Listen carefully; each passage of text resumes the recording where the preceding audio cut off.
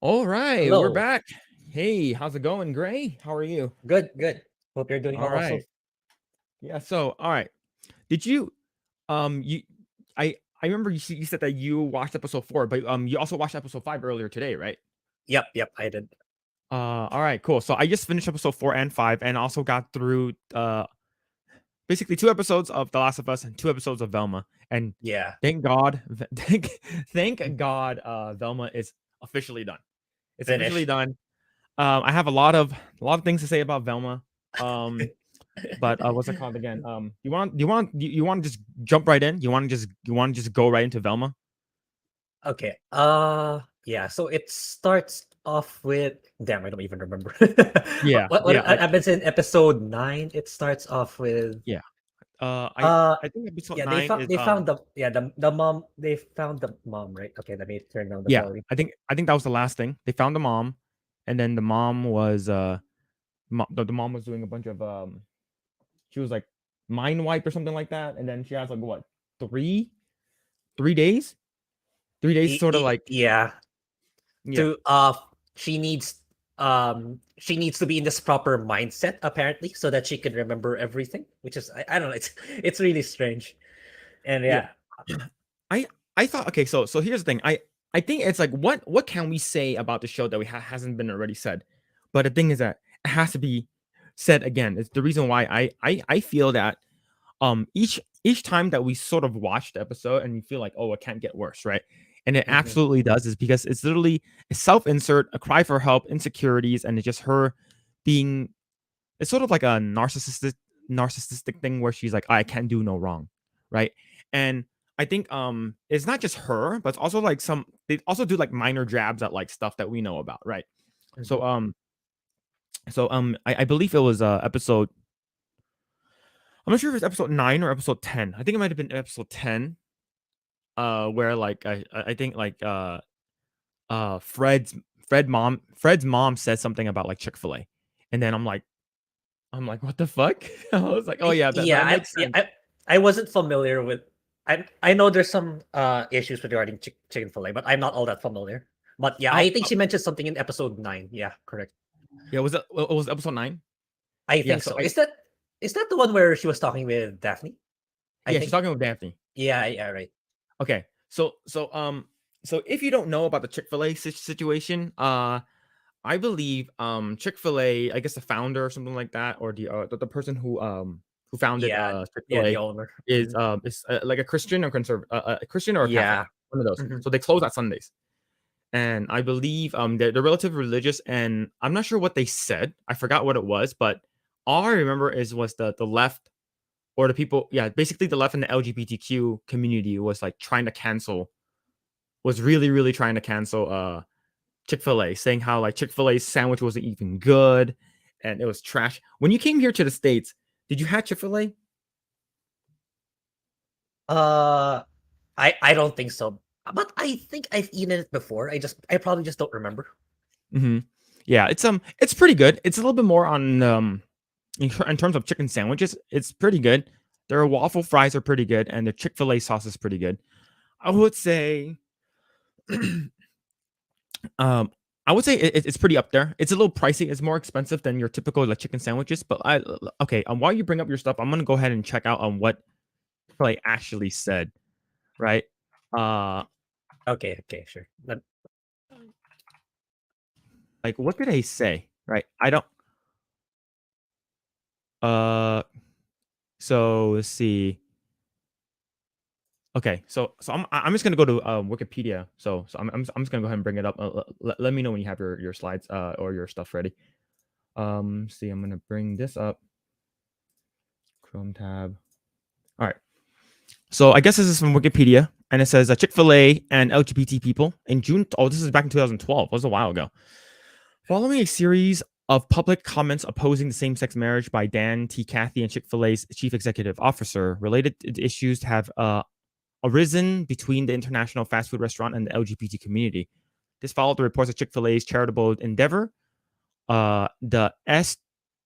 Truett Cathy operated Winshape Foundation and donated millions of dollars to organizations seen by LGBT activists as hostile to LGBT rights. Okay, foundation and okay, so activists called for protests and boycotts, while supporters of the restaurants changed and opponents of same-sex marriage ate there and support the restaurants. National political figures, both for and against action, spoke out. Okay, so the thing is, I guess there's some kind of charity that they were like donating to that was like against their cause, and I think ever since then they sort of like started bashing anything that's like has to do with religion. I think they always bash religion no matter what, but it's because the same the heterosexual message and stuff like that. Yeah, it's probably because Yeah, religions are against. Yeah, yeah. for sure. So Alan Voss Wikipedia is super biased leftist site. Yeah, the thing is that I want to go to their site, right? I want to actually like go to their site and check out their site so we know the context of what they're saying, right? Because let's say if if you didn't know, I'm a little bit more libertarian than I am conservative or progressive, right? I just want to be left alone. I just want to be left alone. Let me do my own shit. Don't push your Yeah, shit on me. Don't push your shit on my family. Anything like that. That I'm more of just leave me alone, right? yeah, So we're the same. yeah, I'm just like We're the same. I look. If you want to boycott stuff, you want to boycott Hogwarts Legacy. You want to believe in the cause of you want to be like, oh, Jesus is right and stuff like that. All that kind of stuff. Go ahead. By all means, you live your life. You're not bothering me. But once you start telling me not to do something or telling me to do something, I'm gonna do the complete opposite, and that's where the Streisand effects come into play, right? Mhm. I remember when the whole Chick-fil-A thing went down. I'm just like, their chicken's pretty good, man. I'm just gonna go there. I don't freaking care. And then what's it called again? I guess people found out that under the cup of In-N-Out, it says like John 3:16 or something like that, right? It's a Bible verse. And then all of a Oh, sudden okay. people on the internet was like, we gotta cancel In-N-Out. You can't go to In-N-Out anymore. Just go to Five Guys. Five Guys is way better. But the thing is, like, Five Guys is like double the price.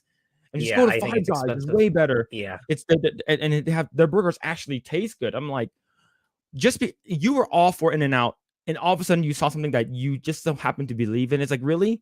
Really? It's just like you don't believe in religion, but it's sort of like religion has always been a thing where it's like, you have people coming to your house, Jehovah Witnesses, Mormons and stuff like that. Hey, Mhm, have you heard of a Lord and Savior Jesus Christ and all that stuff, right? Sure. Yeah. mhm, For me, like, you can believe in it. I don't care as long as you're not like telling me what to do. mhm. But in this one, it's sort of like I forgot what the exact quote was. I think Fred's mom was like, the what's it called again? The bigoted or like anti LGBT community, like chicken restaurant or something like that. I'm like, okay, they're talking about Chick-fil-A, obviously. And it's pretty funny. It's because of it just like they always have to like put something in, like they trying to like put some jabs in and stuff like that. And Yeah, yeah, it's just like, okay, dude, we get it, okay. But the thing is that if you keep jabbing on the one side, it sort of starts to pander and to just one side of the aisle. And I think that's what the show is, right? yeah. The Lost Tales, hail Lost Tales. Hope you guys are Hail, hello.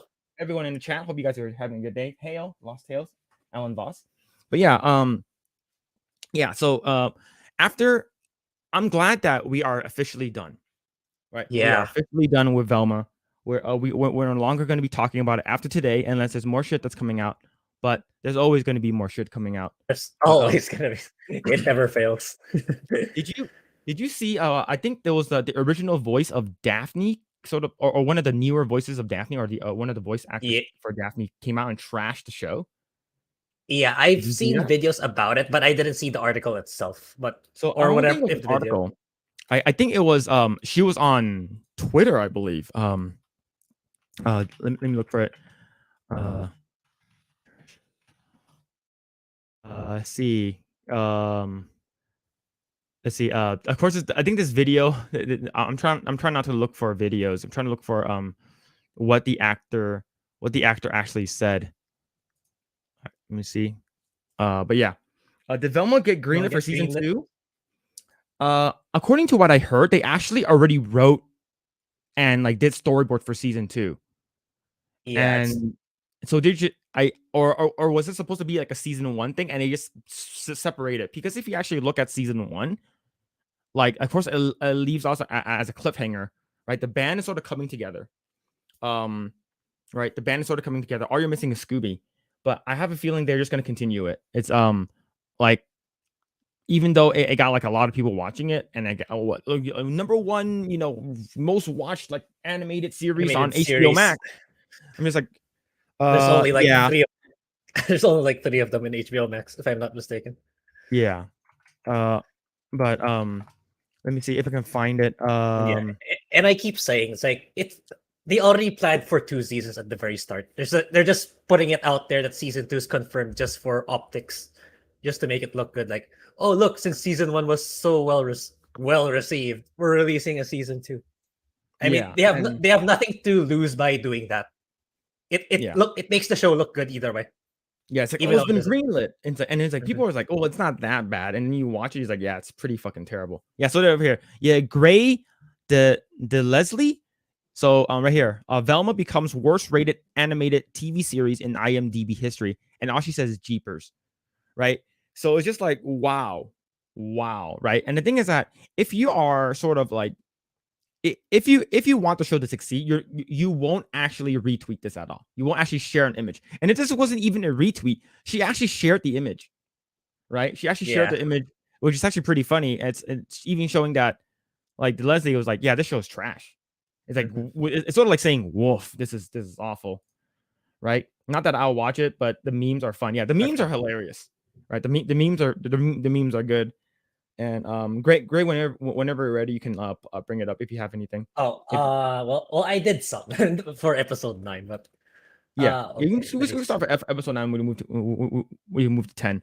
But yeah, Yeah, it's yeah. So this was back in January 21st, and I think is universally disliked the show. I think a lot of people do yeah, not like it. I think a lot of people like even the left. I'm pretty sure are people who are like yeah. for the show But there, hates it. there's some pushback in the comments. Like, there's no, because I kept saying that why is the woke mob not attacking this show? It's like people are saying that everyone hates this show, but I'm like, but I feel that the woke mob is not reacting enough, considering how Yeah, they behave. They're not reacting enough, from in my opinion. It's like they should be lashing out at this show, not at Hogwarts Legacy. In my opinion, they should be trying to cancel out this one. yeah. Not they should be trying. Okay, there shouldn't be a season 2 for this crap. They shouldn't be So trying to cancel Hogwarts Legacy. yeah, like okay. So the thing is, it's sort of like typical thing, right? Whenever there's something bad, um, we talk crap about it. Whenever there's something good, we praise it. I think that's something we're just giving an honest review.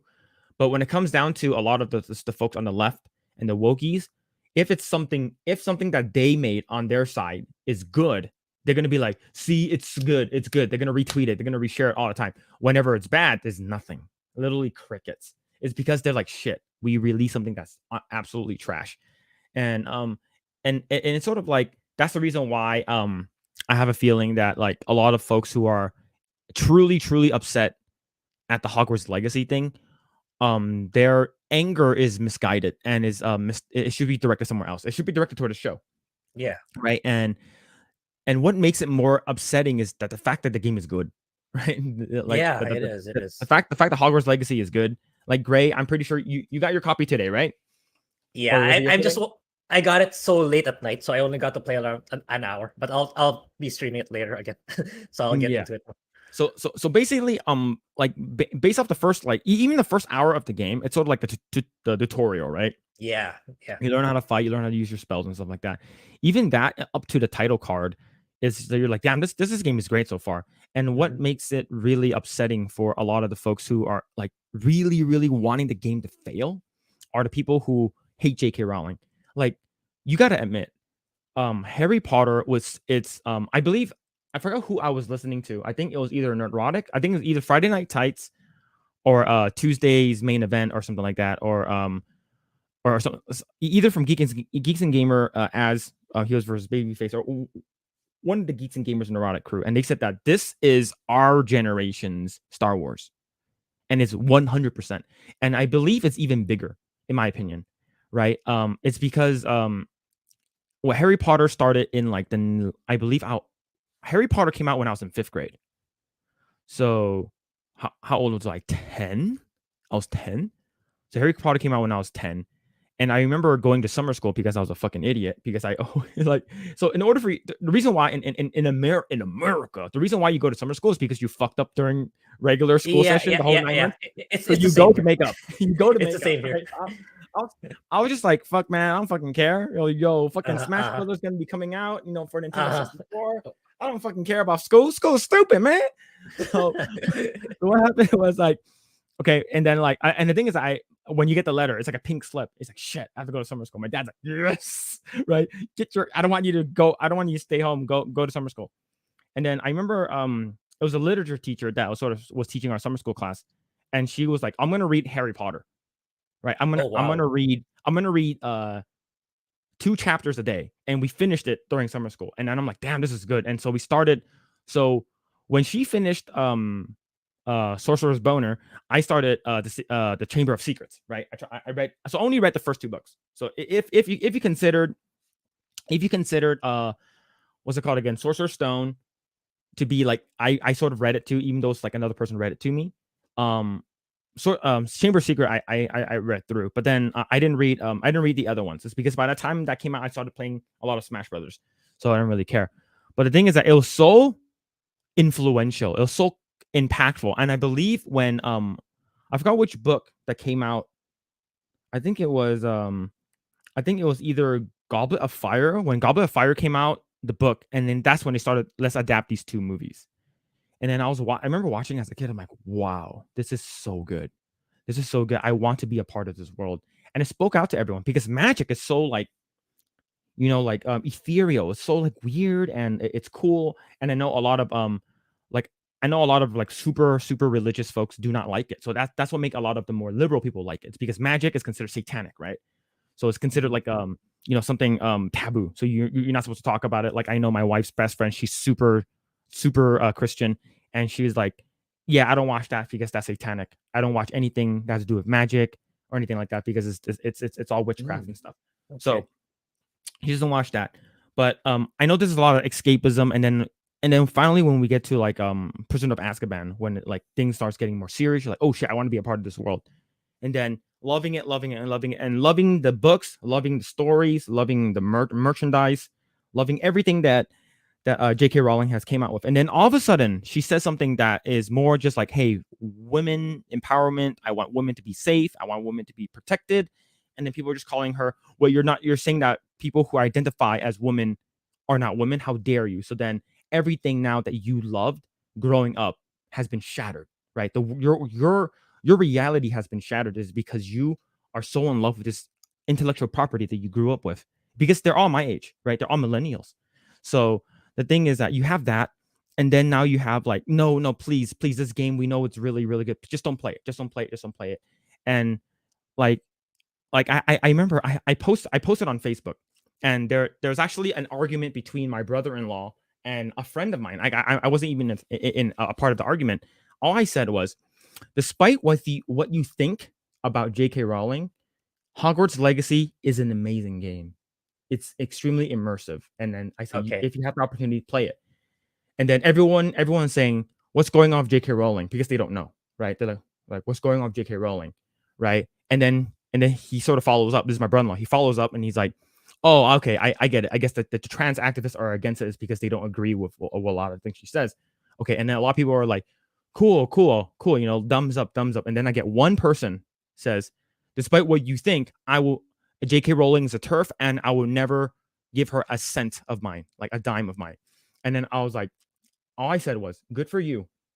Don't let anyone else think, like force you how to think. Don't let anyone convince you to think otherwise. Right? Just go, because for me, you can think however you want. I'm not gonna tell you how to think. Right? You think it's your freedom of expression and free. You have free will. Do whatever you want. So I was like, just make sure, if you are 100% boycotting her and not giving a cent to her, do not go to Universal Studios. I know you are a diehard Mario fanboy. Do not go there.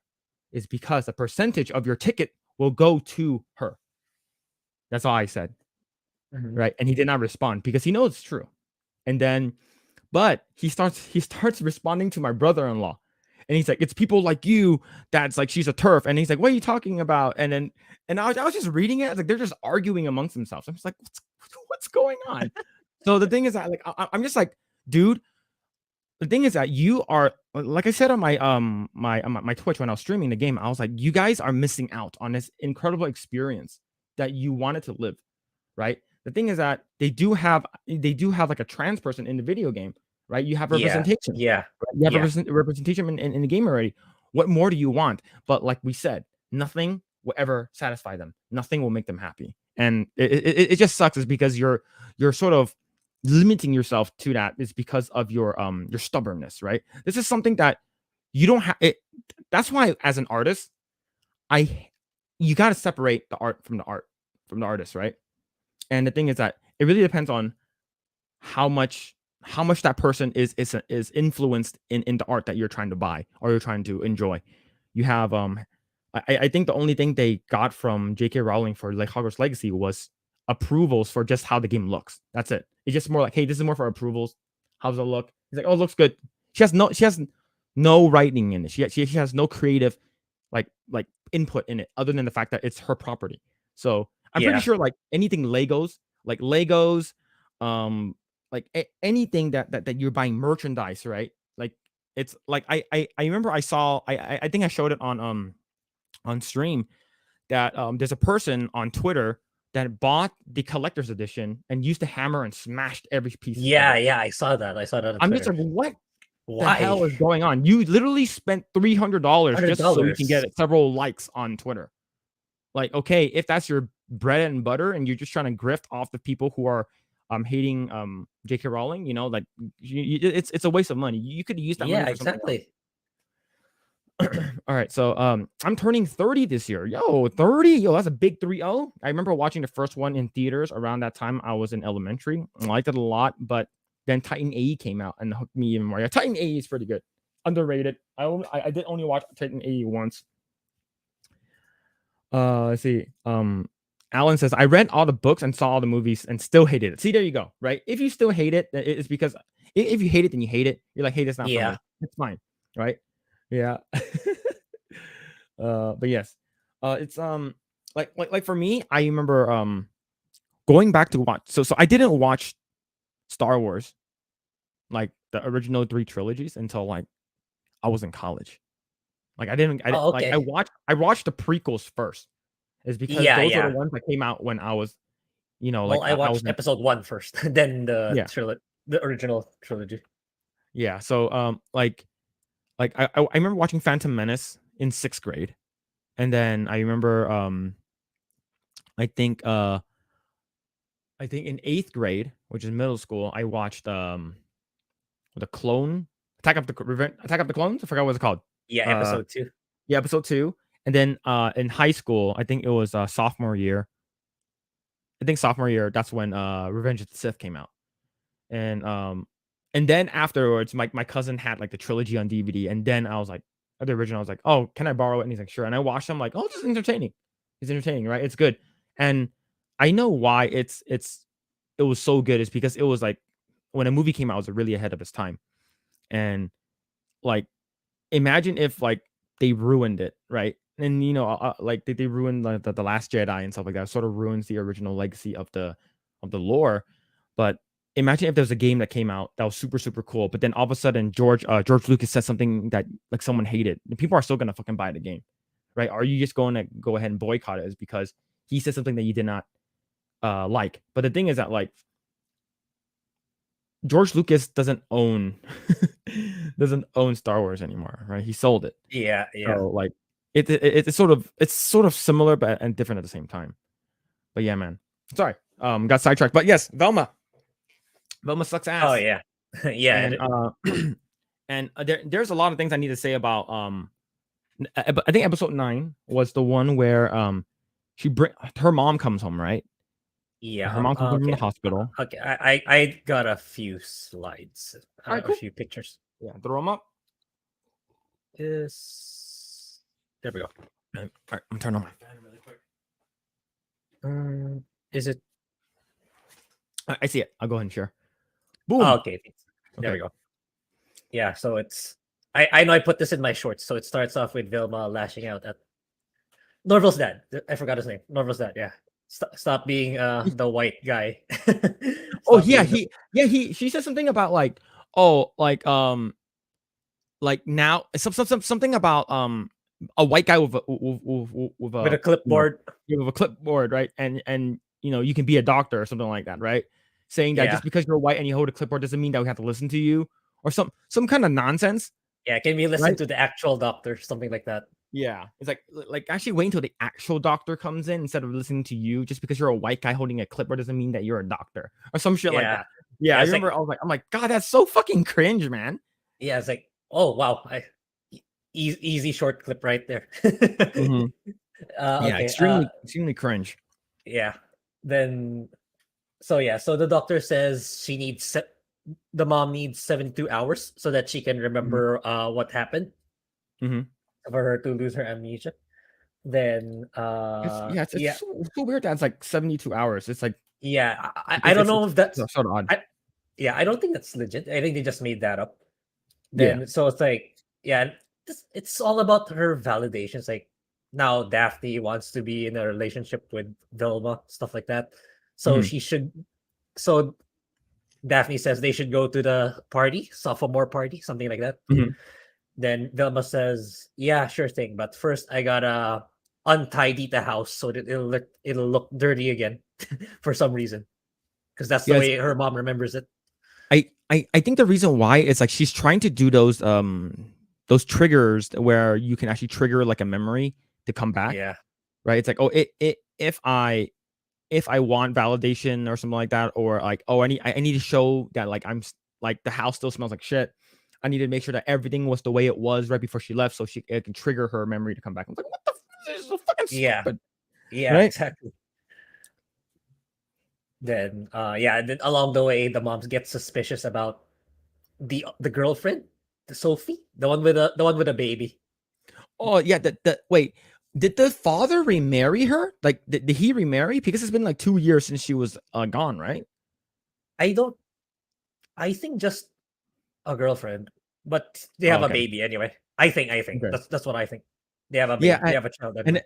and the thing is like, oh, this is when and I believe that when she gets the baby, it's like, this is my kid. I'm just like, oh my Yeah, god, that's dude. my kid. Then And the she does dad not is care normal. about it. Like, even though that is your half, like your is it a Half girl, right? I'm sister. assuming. I think it's a girl. Half Yeah, sister. it's your half sister, right? It's your half sister, and the thing is that like, oh, I don't fucking care. I'm gonna throw it out. It's like, oh my god, like they really don't care about kids, and it's sort of it like it could be a stretch where it's just like like they no like they don't really care about kids, and I know this is a quote from a different show. It's like kids die all the time, right? so so the thing is like Yeah. she's so careless. She's so like manipulative too. And like, oh my, because she's, oh my god, I loathe this character. I hate her so much. Yeah, but bro, this show looks like a canceled Adult Swim pilot. Is AS Adult Swim, right? But Yeah, I think so too. oh yeah, Yeah. so yeah, you can continue. And what they have? Yeah, this one. This was kind Oh my of god, I don't that's know. so 100% self insert right there. I remember I had to Yeah. rewind to see what the actual banner says. I'm like, oh wow. Yeah, that's why I included it's also it's glorifying herself at the same time shitting on Vilma. Because Vilma's Yeah, the smart one, right? So it's like yeah, they're but she's actually stripping off stupid in the show. yeah, they're stripping off the valedictorian, the salutatorian, all the A badges, and future congresswoman, right? Maybe that's something yeah, that Mindy Kaling wanted to do. She wanted to be like the first congresswoman that's Indian, right? And then he but stripped that off, and then he had future TV writer, and then TV and writer. then they don't rip that off. And I'm like, oh my god, Yeah, how much more self insert can you get, right? You're yeah, trying to be so meta where it becomes super cringe and it's extremely unlikable. yeah, exactly. It's Yeah, then but this one's pretty bad. yeah, then yeah, so Daphne finds out that she's no longer popular because Mhm, she left the three brains behind, and Vilma's the one who mhm. actually saved them. So it's like you should be canceled, Daphne. you're not popular anymore. Yo, what's going on, X-Wing? How's it going, dude? I'm so happy I haven't watched a single It's a episode of single this. episode. It's really bad. It's it's I'm so glad that we're done with this show. But the thing is that if the show, I'm assuming it was greenlit for season 2, we're gonna have more of this, and it would just feed the what we'll just have more content so we can shit on the show. But Yeah, that's a silver lining. More content for us to farm. but yo, hope you're doing well, X-Wing. Yeah. But yeah, And what else? Yeah, then yeah, Velma had to falsify. Yeah, Velma had to falsify her grades, right? She had to oh yeah, ask Norval to. because her mom was like, "You're still valedictorian, right?" And then she's like, "Oh shit, I'm not." Right? I'm not anymore. So it's like, yeah, Norval, you gotta fake my grade so that my mom won't get triggered and she'll remember what happened the 2 years before.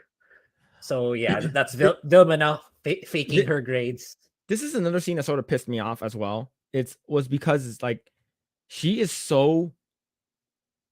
not give a shit about any of her friends, right? Yeah. She does not give a shit about any of her friends. She's like, hey, your mom is the principal, right? Can you change my grade? Can you sneak into her laptop and change my grade? And then he's like, what about me? He's like, no, it's not about you, it's about me, all right? And it's because the show is actually called Velma, not Norville, right? So it's just like she uses her friend like as much as possible to get her way, and it's disgusting, man. It's awful. Yeah, so I think it's their kind of humor. They think it's really funny for it to be that way, but it's really not. Yeah. X-Wing in the chat says it got greenlit after like 4% on Rotten Tomatoes. Yeah, exactly. Yeah. I don't know how it got greenlit. They should just cancel it. I think Warner Brothers needs as much money as I would think after season 2. It's like it's just that season 2 was it was really planned for 2 seasons to start, since season 2 is already written, generally speaking. So it's like they're just making it out to be like season 1 is so good, we'll just release we're gonna renew it for season 2. But in reality, they already planned it for 2 seasons. So I imagine after season 2, this is gonna get canceled. I hope so. Yeah. Then this is the part where she pretends Sophie is her daughter, but actually it's actually her half sister. Yeah. Then and he's like, oh, and I'm gonna throw. Oh, and who's the father? Oh, Norval. Norval is. Norval's really, really. It's like, wow, dude. It's like, I wonder how Mindy Kaling actually treats her real friends, like her real life friends. I wonder if she actually treats them like shit, right? Yeah. She feels like she's entitled to do so, is because like she's a woman of color in Hollywood, right? And she's a big shot now. She had like a show. She has 2 shows that she was on. That was like it was, and then now she has this animated one. It's but it's I think it's quickly getting a nosedive because it's starting to show. Yeah, especially this latest one. It beat Dragon Ball. It's bad. She's extremely insecure with herself. Yeah, for sure. Then so Fred and Daphne, for them to regain their popularity back, so they decided to put in the optics that they're a couple. So yeah, they're throwing shade on these two as well, since they're really a couple, right, in the old Scooby-Doo. So it's like now they're just fake couple. They're doing it for optics or for social media clout. So yeah, it's kind of throwing some bone on them too, which kind of sucks. I mean, they were just a legit couple back in the old show. Like it's kind of a lighthearted show. Then you throw shade on these characters for being fakers, something like that. It's kind of, I don't know. I feel kind of bad for these two also, well, for the entire cast. But that's all I got. That's all the screenshots I managed to pull. For now. Out of all the characters in the show, like I thought I originally felt bad for Norval for being used. The person you actually feel bad for is probably Fred. Like I would say Fred is probably the person that like I feel the worst for, is because it's just like he's getting the short stick of everything, and like and of course they bash on like entitled rich white kids that like doesn't have to do anything, and their parents do everything for them. And they come out of the womb with a silver spoon or some shit like that, and you're bashing a character. You're bashing a character, but in entirety they're bashing the whole entire white race, And Yeah. it's They- I I I I still don't understand why they can't see that. Okay, this is not okay, right? And like, do they bash any other race in this show, like actual race? no, I don't recall any. Yeah, That's they the thing. bash they bash like the popular girls, right? Popular rich girls, rich white boys, straight white boys, and then just men in general. They don't bash, like, the only time they ever bash women is if the women were popular. It's Yeah. sort of like a typical high school drama, right? Who are the people that are usually assholes in high school? The jocks, right? And usually the jocks are like the football players that are like, rich dads. Then they drive Camaros. They already have a car in high school. And then the other group of people that they bash, or are usually terrible, is are the what's it called, the cheerleaders, right? The popular pretty cheerleaders. So like the mean girls, right? Did you watch like Mean Girls with like what's it called again? What's her face? Lindsay Lohan, right? Your typical like popular like rich girls are the people that they usually hate. But like, yeah, we understand. But this dials it up like to like from like 7 or like 6 to like 11. You're dialing it up, crank it up a notch. Let's make it worse. Let's talk about like what the reason why Mindy Kaling did not get this job. Mindy Kaling did not get a director role. Mindy Kaling did not get this is because of either pretty rich white girls or straight white men. And this is Yeah. definitely a clear tale showing that she's extremely insecure with herself. She probably hates herself for it, and she probably wished that she was born white. Yeah. Yeah. That's how I feel. Yeah, Yeah. but That's it. um, not only that, but it's like Fred, like why, right? And like these characters are so loved, so innocent and fun to watch work together. And this show literally does the entire opposite of that. Yeah. Exactly. Mhm. Right? Intentional destruction Actually, of beloved characters. Yep. It's they they they are just yeah, and the thing is that they know that they're doing it. Like they know that they have this IP, so they're just like, we're just gonna ruin the show for everyone, right? So like but the thing is that like Hollywood does not have any more creativity anymore. I think all they do is they just regurgitate all these popular IPs that were in the past. Like what was popular back in the day that we can bring back? She-Ra. Oh my god, that show. I watched like 2 episodes and I couldn't continue it. The She-Ra that was on Netflix. Like I know some people liked it. I know a lot of people in my group of circles is because they are all like they work in the animation industry, and they're like, this is so good. She-Ra was so good, and then I'm like, I watched 2 episodes and I couldn't make it through. The art style sucks ass. I'm not gonna watch this, right? And excuse me. And then they're like, okay, what else can we bring back? Oh, let's bring back Thundercats, right? We talked about Thundercats Roar last time. And then what else? Let's bring back He-Man. It's like, oh shit, cool. And then He-Man looks good. Animation looks good. All right, what happens? He-Man dies in the first episode. I'm like, are you fucking kidding me? Right? It's like, are you Yeah. shitting me? Right? They tricked us. They tricked us, right? They brought back cool animation. They brought back like all this shit. And you hear Kevin Smith is gonna be writing it or directing or whatever. And you're like, okay, Kevin Smith is all right, I guess. And then you see this shit, you're like, oh crap.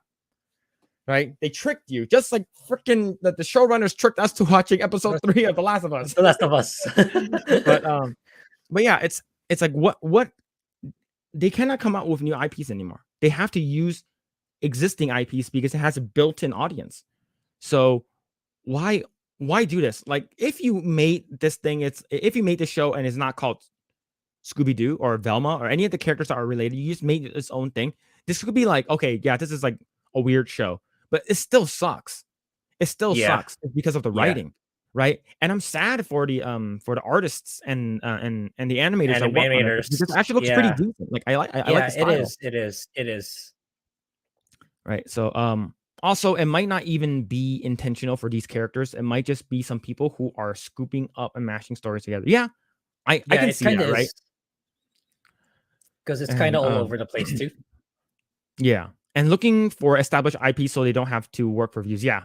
Imagine if they were to come out with a show just called like I don't know, crazy dick sucking ghost hunters or something like that, right? And it's still gonna suck, but at least they're not destroying a beloved IP, right? If they weren't destroying a beloved IP, I don't think anyone would bat an eye. But the fact that you are, breaking down what traditional people like, it's like I'm pretty sure they're gonna bring back, like, I don't know, Space Ghost or freaking Harvey Birdman or Magilla Gorilla or some kind of like crazy IP that we loved as a kid, and they're just gonna ruin it. And it's like, no, don't do it. Don't like just leave it alone. Right? Not everything needs a reboot. Not everything needs a live action adaptation. Not everything needs like redone for the modern audience. We don't need any of that shit. Just leave the old shit. Just make new stuff. What's it called again? Wacky Adventures of an SCW show. Yeah. So here's the thing. I believe they were doing a Wacky Races reboot. Like my friend actually worked on it, and it was just Wacky Races. They didn't actually have to do any what's it called again? Crazy shit. Yeah, Wacky Adventures of an SJW the show. Yeah, that's what they should call this shit, right? Don't make just have them. This lady is called, like, I don't know, like freaking Dora, and she's called Anthony, or like the guy's name's Anthony. I don't know, but yeah, like I remember they tried rebooting what's it called again? Flintstones. They tried rebooting. Flintstones. Yeah. I actually did a storyboard test. It's called Yabba Dabba. Yo. Yeah. It was done in Flash because I actually did an animation test on it, and the initial reboot of Flintstones was supposed to be done by Seth MacFarlane, but they didn't like him, so they're like, yeah, we're not gonna have you reboot it. So he was like, oh, that sucks, because I remember when I was interning, both of my the character designer and my art director was supposed to work on it. They were supposed to go over to help do character designs and stuff, but the show ended up getting canceled. And then I did an animation test back in 2017, 2017, and it was my wife didn't both my wife and I actually got a test. She was doing storyboards, and I was doing animation, and we got a test on it, and the style looks a little bit off. Like Fred's nose is a lot bigger, Barney's nose is a lot bigger. He's a lot smaller, and like stuff. Like the proportions were like really wacky, and they ended up canceling the show, which sort of sucks. I was looking forward to it, and like I even showed what's it called again, my animation test to one of my friends. Like I was like, hey, don't let anyone don't show it to anyone. Yeah, don't show it to anyone. But I showed it to him because like you even watch Iron Giant? No. So Iron Giant is one of these, like, I believe it came out in mid 90s. That's like 95 or something. It's like one of Warner Brothers, like fucking one of my favorite animations from Warner Brothers. It's about this little boy that discovers like this giant rock flew out of the sky, and it happens to be like this giant robot, and it's like it's the size of like maybe 40 feet tall. It's pretty tall, and so it was really, really cool because that robot actually like loves Superman. So like when Hogarth, which is the little boy's name, finds out that Iron Giant can fly, he's like, "You're like Superman." He goes, "Superman," right? So the cool thing is that my friend, his name is Michael Pavani. He actually did the animations for Hogarth, which is pretty cool. So whenever you work back in the day, when you work on these crazy like animations, it's like one animator will work on the entire character. So let's say if you worked on Lion King and you drew Mufasa, you're animating for Mufasa. So he animated for Hogarth. So this guy's a fucking legend. Like he is well known, right? So he worked at Warner Brothers, Disney, and fortunately he also worked on Space Jam 2. So but what's it called again? I showed it to him. He's like, "Hey, this is great." He's like, "This is great. They're bringing back Flintstones. This is awesome." So yeah. And then they canceled it. And the thing is that, like, I wonder if it would have been woke. But the thing is that in 2017, we haven't really hit woke that hard yet. Like woke wasn't like super, super in yet, right? I think woke got really, really crazy in like 2018. Like that's when stuff started getting weird. I don't know, man. Like I don't know what happened to Hollywood. Like all of a sudden things starts getting like more crazier and crazier, right? Yeah, the Iron Giant is so cool. Yeah, Iron Giant was great. I love Iron Giant. Andrew was awesome, still holds up as an adult. Yeah. And this is Brad Bird. So if you didn't know, one of the characters in the show is actually voiced by Brad Bird, and Brad Bird is actually the guy who did Incredibles. So it's actually Oh, like okay, okay. yeah. So the thing is that when I say like the industry is fucking small, it's tiny. Like everyone knows everyone, right? So like it like what's it called again? Like I want I like I said, I do want to bring Dave on maybe, but the thing is I'm not sure if he can talk about it. Like I'm not sure. It's because like he knows Justin Roiland, and I know they're doing like a bunch of these things, and like he also worked on Space Jam too. But he's like we want to talk more about these animation stuff and like the stuff in the industry, but like he's like I don't want to get canceled. So like I'm like all right, like it's he does have a lot of like insider knowledge. Like Dave has been in the industry for quite some time, and but what's it called again? It's just like sometimes we're just like, oh, if you don't like it, make your own shit. Make your own animation or something like that. And like and that's the reason why whenever we see something like we see animation that's like good and it's not really woke, and if it is like it has like all these like other stuff in there, that's not the main thing they're trying to push. You can have some woke stuff in your show, your movies, right? That's fine, as long as it's not the main thing, right? Yeah. The main thing that you're talking about. It's like, oh, why is this movie good? Why is this TV show good? Oh, because of the cast. Because it's the first LGBT person. Oh, it's because we're gonna have a first deaf person playing a character. Yeah, it's In yeah. Witcher. It's like, Yeah, dude, exactly. I was just gonna say it's the like, blood oh, origin. it's like the Eternals is going to save lives. Oh my god, it's so good. It's so beautiful. Look at the cast. It's like, dude, no one fucking cares, right? Yeah. Like I'm pretty sure the people who actually cares it's probably like 1%, 1% of like Hollywood, right? Like the thing is that a lot of these people who are actually in charge are like people who just want to push their message across, and it's so I'm just tired, man. Like just make good shit, right? People are telling us that we should watch Puss in Boots is because that's actually really good, right? Like for me, I have lost all faith in like Disney. Like I don't care anymore. Like anything that Disney is coming out with, I don't really care. Like that's why for me, like hearing that Puss in Boots did really good, Puss in Boots 2, I'm like, that's great. It's and it's not woke, it doesn't have anything in there. And if it is woke, it's not the front and center thing. Yeah. And that's what I like about like just make good shit. People will come, and like Top Gun Maverick is one of them, right? Like it just make good shit. Make good shit. Bro, yeah, tell me about it. Hearing all this, go do your own stuff. Like I just started learning to draw recently after hiatus. It's hard work. Yeah. Yeah, it's tough. It's Drawing, tough. drawing, it's if you haven't drawn in a long time, like for me, I haven't drawn on paper in fucking forever, ever since I got my Cintiq. Right? Ever since I got my Cintiq, like drawing on paper is I can still draw, don't get me wrong, but like going back to it, like it's gonna be a little weird. But the thing is, it's just like pencil mileage, right? The more it's sort of like it's sort of like you get back on the bike, like. But if you're a person that always draws, you have the muscle memory. You're gonna remember how things look and stuff like that, which is pretty cool. Yeah. Yo, gay people kissing them for the first time, right? Yeah, Yeah. and it's funny because it's the guy who The does guy who the said it kissing. plays the role. That's why I was so Yeah, excited to say it. yeah. Bro, me too. I watched Puss in Boots off a torrent. Yeah, dude. I do have a VPN, so if I really want to watch it, I can. Right? I'm just like, Yeah, yeah, me too. I remember the first time I actually did like Pirate Bay shit and like uTorrent, that kind of stuff. Like, and the first time I actually got like sort of scared is because when I forgot what movie I downloaded. I think it might have been a Universal movie.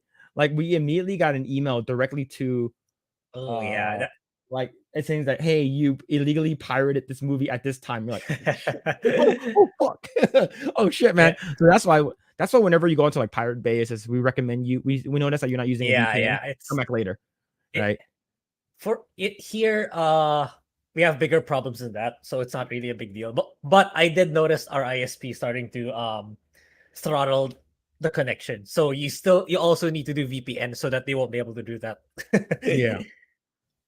But yeah, man. And then I saw it in the theaters. It was worth it. Oh, see, that's why I want to watch.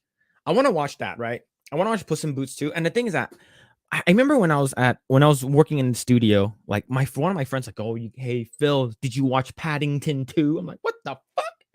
Paddington? No, I'm gonna watch that shit. So you gotta watch it, man. It's so good. I watched Paddington 1 first, and I was like, it's all right. It's all right. And he's like, but yo, man, Paddington 2, that's where it's at. And it's sort of like when you watch Shrek 1, you're like, oh, that's pretty good. Right? That's just funny. And then you watch Shrek 2, you're like, oh fuck, this is where it's at, man. This is so good. Yeah, Shrek and I remember I was listening to Tuesday's main event with the Geeks and Gamers, and I forgot who it was. Someone on the panel said Puss in Boots 2 is better than Shrek 2. I'm like, wow. that's some big boots to fill, man. Yeah. That's some big stuff to fill.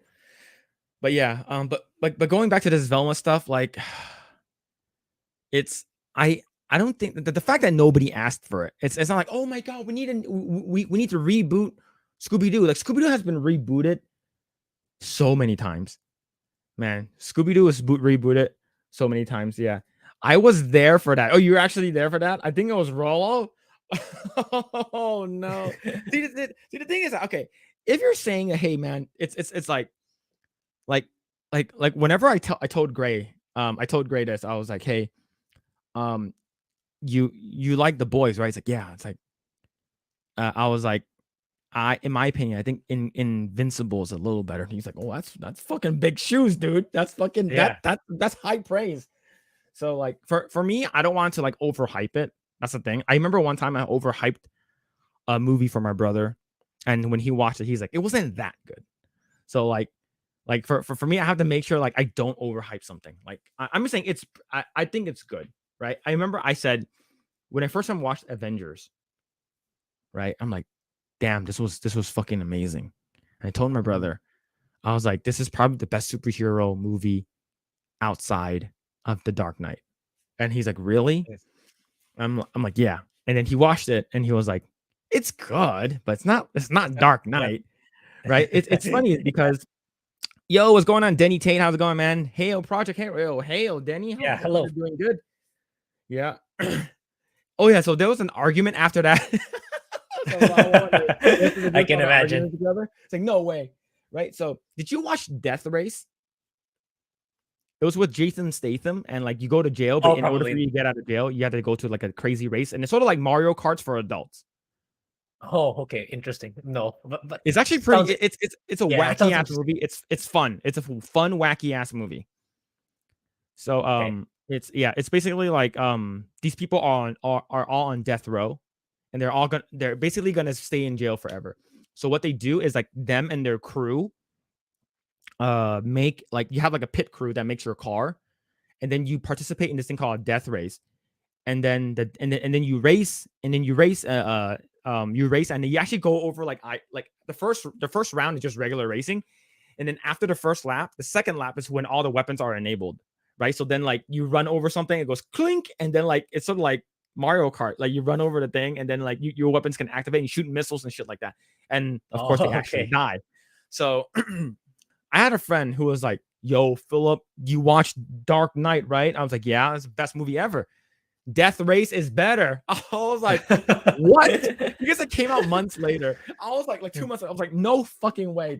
No way. It's like, yeah, man, Death Race is like so fucking good. It's as good as The Dark Knight. I was like, you're telling me right now that Death Race is better than Dark Knights with my man Christian Bale's and freaking the Heath Ledgers? And he's like, yeah, it's that good. I was like, all right. I watched it. Oh, this shit's a 7 at best, dude. This Dark Knight was a fucking 20. This shit was a 7. All right. You hyped it up so much for me.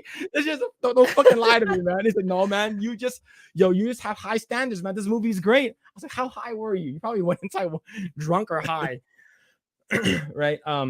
Death Race 2000 from the 70s was better.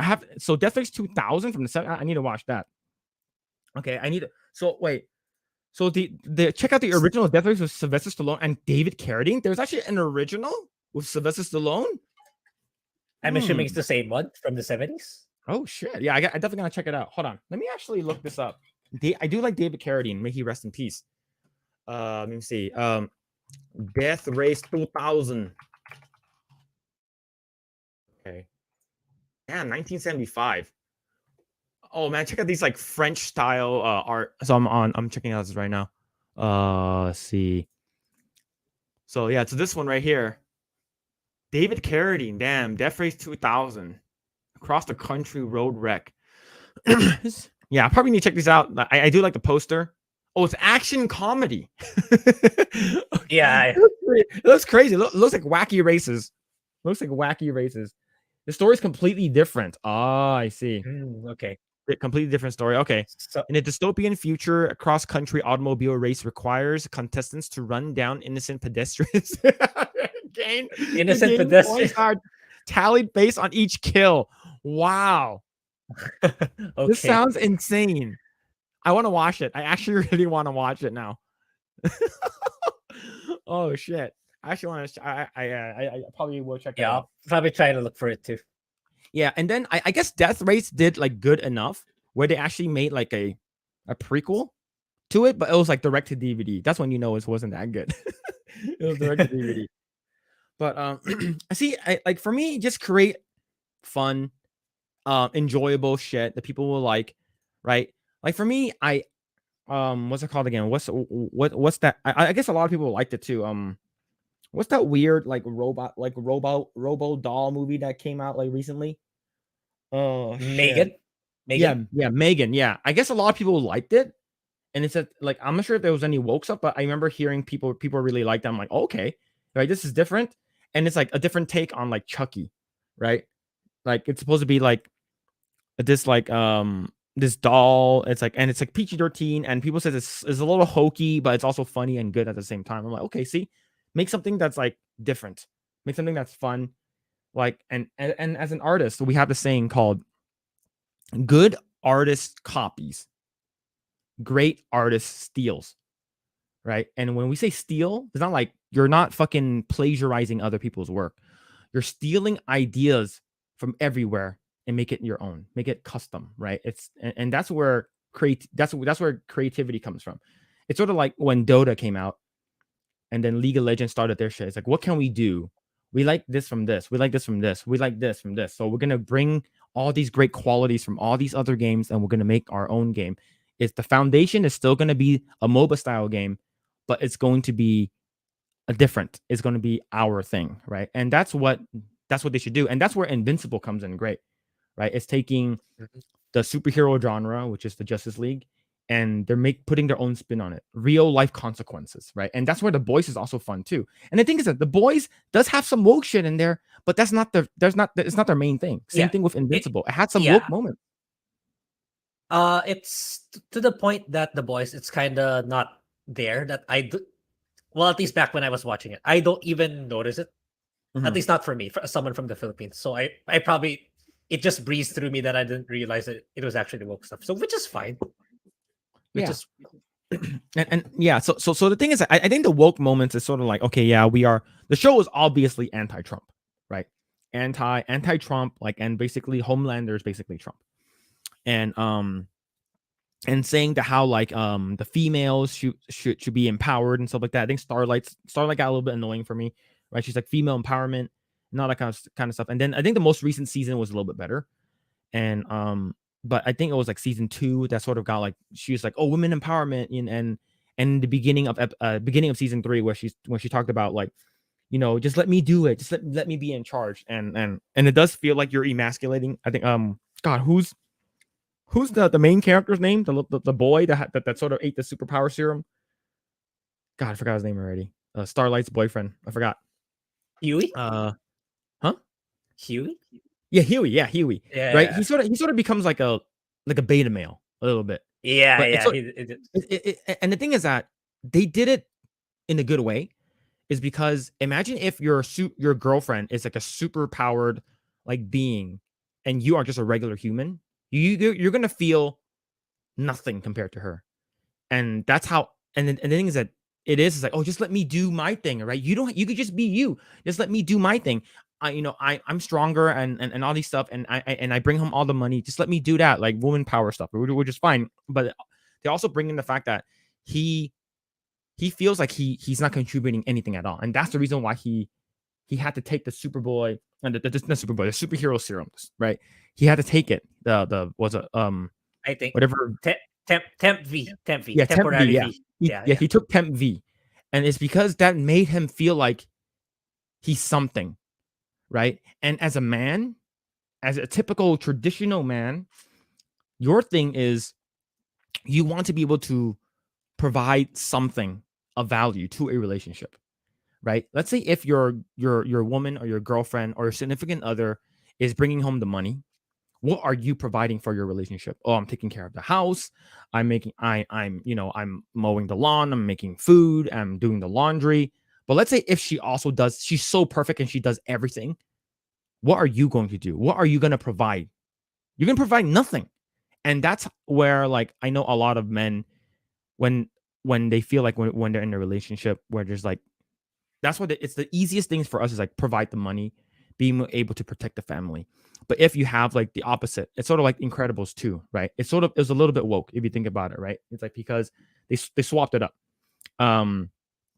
It's what's it called again? Elastigirl goes off to make money. He stays at home, take care of the kids. That's like a family sort of like a yin and yang thing, right? It's like you complement each other, right? You're not supposed to. It's gonna get a little sort of political and a little bit like sort of like what Andrew Tate says, right? He's like, you got to be a man, you got to do your shit and stuff like that, and like if you want to make all the money, by all means, you can go make all that money and stuff like that. But if I make $100,000 and you make $100,000 and we are both already making $100,000, so it's like, what are you bringing to the table that I am already not, right? So that's where they did it really, really well in the show, is because like Huey felt like he was nothing compared to Starlight. And that is a little woke sort of sprinkled in there, but it's done correctly where like you empathize and you understand why they did it, right? And for me, I'm like if I was in Huey's role, yeah, hell yeah, I would feel fucking insecure as fuck. Like I wouldn't be like, oh man, I'm nothing compared to her. She can get any other guy, but she got me. Am I good in the sack? Maybe maybe my dick is fucking 20 inches long or something like that. But like it's that if that's all you're good for, and everything else you lack is because your girlfriend is doing everything, you're not going to be able to provide anything. And I think if these woke stuff are sprinkled in and it's not the highlight of the show, like Velma, I think it would make sense.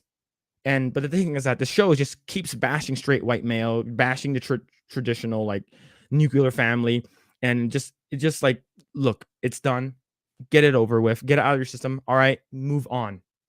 But they keep regurgitating these jokes over and over again. Yeah, and again and again, it up until the sucks. final episode.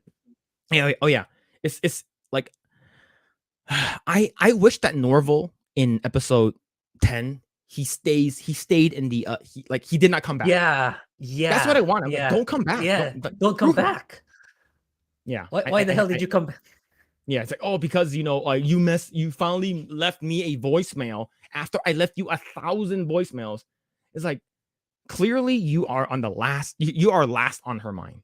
Clearly, like all the stuff that you do, you're like any love may be mutual, it's not reciprocated. Then why are you putting in so much effort to impress someone that's never going to reciprocate your love, right? Mm-hmm.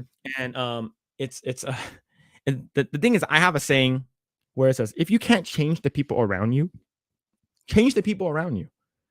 And Norval did just that. He moved out of that location, but he came back. It's sort of like Stockholm syndrome, right? It's like you're stuck, knowing that like your captors are basically like holding you hostage, and then you feel like they're beating the shit out of you, and then all of a sudden they convince you, and then they show you just a sprinkle of like compassion. You're like, okay, I'm gonna come back. And it's pretty sad, and it's just it's sort of like Shaggy was my favorite, is because he just like, he doesn't care. All he does is his shenanigans with Scooby. That's what I like. Not this fucking beta male cuck that's sort of like, oh, I have to come back is because she's giving me a little bit of affection, so I'm gonna come back. And it's sad. Sorry to say, I'm so paranoid of people saying that my original story would be just a mash of stolen pieces that I literally love to force myself to stay away from iconic stories and media the best I can. Yeah, so like if you're gonna create something original, like like like I said, you're gonna steal from everything. You're gonna steal from like 1,000 sources, and you're gonna make something, and then he's like, okay, I'm gonna do this, and then you're gonna make it yourself, right? It's sort of like that's how a lot of writers do it. It's sort of like vampires with oh god, who I forgot who wrote it, but 50 Shades of Grey. It's basically of it's a it's basically a fan fiction of Twilight, right? It's like Twilight was vampire forbidden love between a vampire and a human, right? Forbidden love. And then now it's like let's make that into more where humans can relate to it more. Now it's a forbidden love between a girl and a person who's into like BDSM. That's also your boss, right? And basically that's how shit gets started. And then that person who wrote 50 Shades of Grey is probably a billionaire, right? Yeah, yeah. It's so it's just sort of like what can you do? And as a writer, it's a little harder, is because like a lot of people will say like, oh, you're taking my ideas and stuff like that. The Boys comic was a lot better, written by Garth Ennis with Glenn Fabre. Yeah, I heard for the covers. Yeah, I heard the comics was way different. And here's the thing. I know what happens at the end of the comics, like the graphic novel for the Boys. You mentioned. I mentioned it. The thing is that I wonder if they're gonna bring back Black Noir. Like that's the only thing. If they bring him back, then we sort of know. Like, oh, okay, this. But I wonder if they're gonna completely change it up. It's because I can see them doing it. I can see him doing it. Right. Andrew Tate, y'all getting canceled for bringing him up. Yeah, yo, we about to get canceled for right sure. Now. Yeah. But like I don't agree with a lot of things that Andrew Tate like says, but some stuff that he says about like taking ownership and responsibility of your own life, like the only thing that's stopping you from doing yourself, like it's like the fear of like it's just like failing, and just do it and just stop complaining and stuff like that. But yeah. All right, guys, gotta go. See you next stream. Yo, take it easy, Lost Tales, man. Take it easy. Have a good night.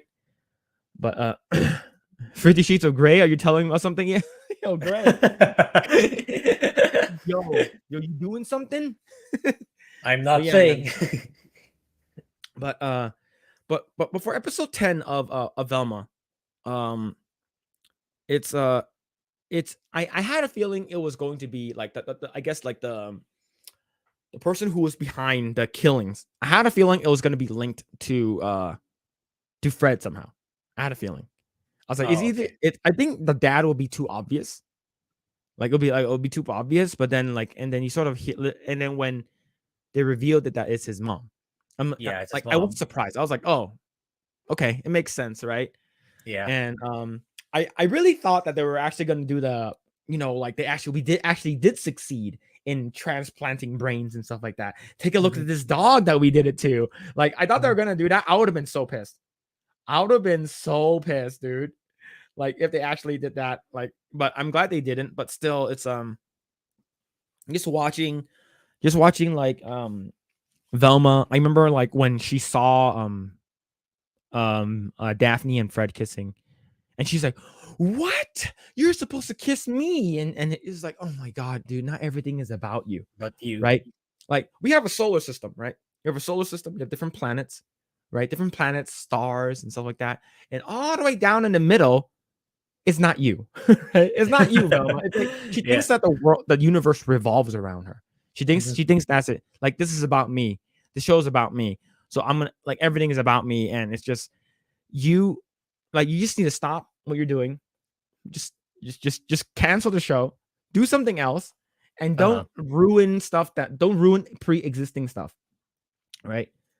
You can't even say that Twilight was a bad version of Vampire Chronicles by Anne Rice. Vampire Chronicles, I don't even know what that is. Vampire Chronicles. Oh. Is it the Interview with the Vampire? Is that it? Oh, it is. Oh yeah. It does make sense now, actually. Did you watch Interview with the Vampire? Like it's a movie from back in the day. it was the first time where they actually made like vampires good looking, and it was Tom Cruise and Brad Pitt were the vampires. Oh, And okay. yeah, so like they're like good, and like they've been around for a long time. And Interview with the Vampire was the first book, and they turned that into a movie. And it's sort of it's it I remember when Interview with the Vampire came out, it was like a big deal. Like everyone was like, "Oh my gosh, Brad Pitt is beautiful," because like he had like super long hair. Like same thing with Tom Cruise. He had like wavy golden hair. Like a lot of people liked it, and a lot of people was like, "Oh my god, oh my god." Uh, but that one was pretty funny. I remember watching it as a kid. There was a lot of nudity. Well, not a lot. There was a decent amount of nudity, but it was like I remember the scene that sort of like shocked me the most was watching because Kirsten Dunst was in it. I think it was like one of her earlier movies. And like I guess like they locked her in some kind of well, and like they waited basically like her and her mom or something like that. And like I think it's something that they did. No, because Kirsten Dunst was a child vampire. That means she will never age, right? And so she won't age. So what happened was I think that's like forbidden. So they ended up like locking her and her mom or something like that in a well, and then the son came and then like killed both of them. So I'm just like, oh shit. I remember watching that shit as a kid, and I was like, oh okay, but I never got it until like for some reason I remember watching Much Twilight. later. Yeah, I was watching Twilight with my ex, and then they're like, uh, the reason why they have to kill these you cannot turn kids into vampires because they won't age. So that's like the one thing is like forbidden. So there's this like this upper society like vampire group. It's called like the Volturi, and they live in Italy. And if they catch wind that that happens, like they actually come and kill you, and like they have like Oh, superpowers. So that they're not like your traditional vampires. They have like kind of like superpowers. the mafia of the vampires. Yeah, like it's like I guess like there's these like specific vampires that have like specific like skills and stuff like that. And one of them can actually like sort of I don't know like hurt your brain and stuff like that. So it's weird, but like it does make sense in terms of like watching this kind of stuff. I didn't like that one that much. That much. Don't know why. Yeah, for me as a kid, I wasn't a big fan of Interview with the Vampire. I used to remember it was like a big thing, and I rewatched it with my wife 2-3 months ago, and she said that it was But okay. And but the thing is that movie, because she's never seen it, and she's like, "Oh, I want to watch it," right? Because like we started to watch a lot of Tom Cruise stuff now, because just Tom Cruise is fucking everywhere, and it's pretty decent. And I I just hope that a lot of these things that Hollywood comes out with are just going to be interesting and good. Like what are there any movies other than Mario that are you looking forward to this year, Grae? looking forward to not not really. Uh, there's this incoming one that we may be covering, Proud Mhm. Family. The Proud Family is the Yeah, Proud Family stuff is it's I heard there's another one. They actually like another episode, or the entire episode is actually like gets pretty bad, and it's yeah. like and the thing is that my wife watched the Proud Family, like she knows all about it. And I told her, I was like, "Do you know how woke it is right now?" And she's like, "What?" I was like, "Yeah, it's pretty bad." And she's like, "What do you mean?" So then like I briefly mentioned about like slaves built this country. Like I briefly Uh, mentioned that to her, and she's like, "Oh, yeah, I just watched the original one." And then like it's like I remember someone on Twitter, of course, always on Twitter, talking about how they're not, they actually did this in the original one. They actually wore like a bunch of like the old OG like Shaka Khan stuff, like, and the colors and stuff like that from like Africa. I'm like, cool, but it's not like they made a play about it and saying that white people are bad and we want um the 40 acres and the mule. And the thing is that so when the slaves were free, they got like 40 acres in the mule, right? And you know what the mule represents? mm, It represents that you need to work, right? You need the meal to I see, I like see. do the land, Okay. right? To clean the land and stuff. So they're like, yeah, we don't want to work, we just want money.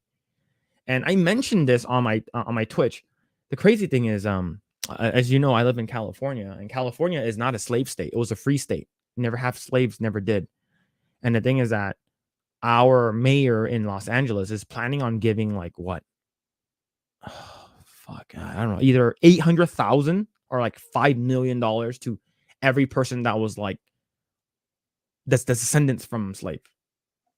I'm like, look, I understand if we were like a slave state and like we needed to give reparations to people that were like affected.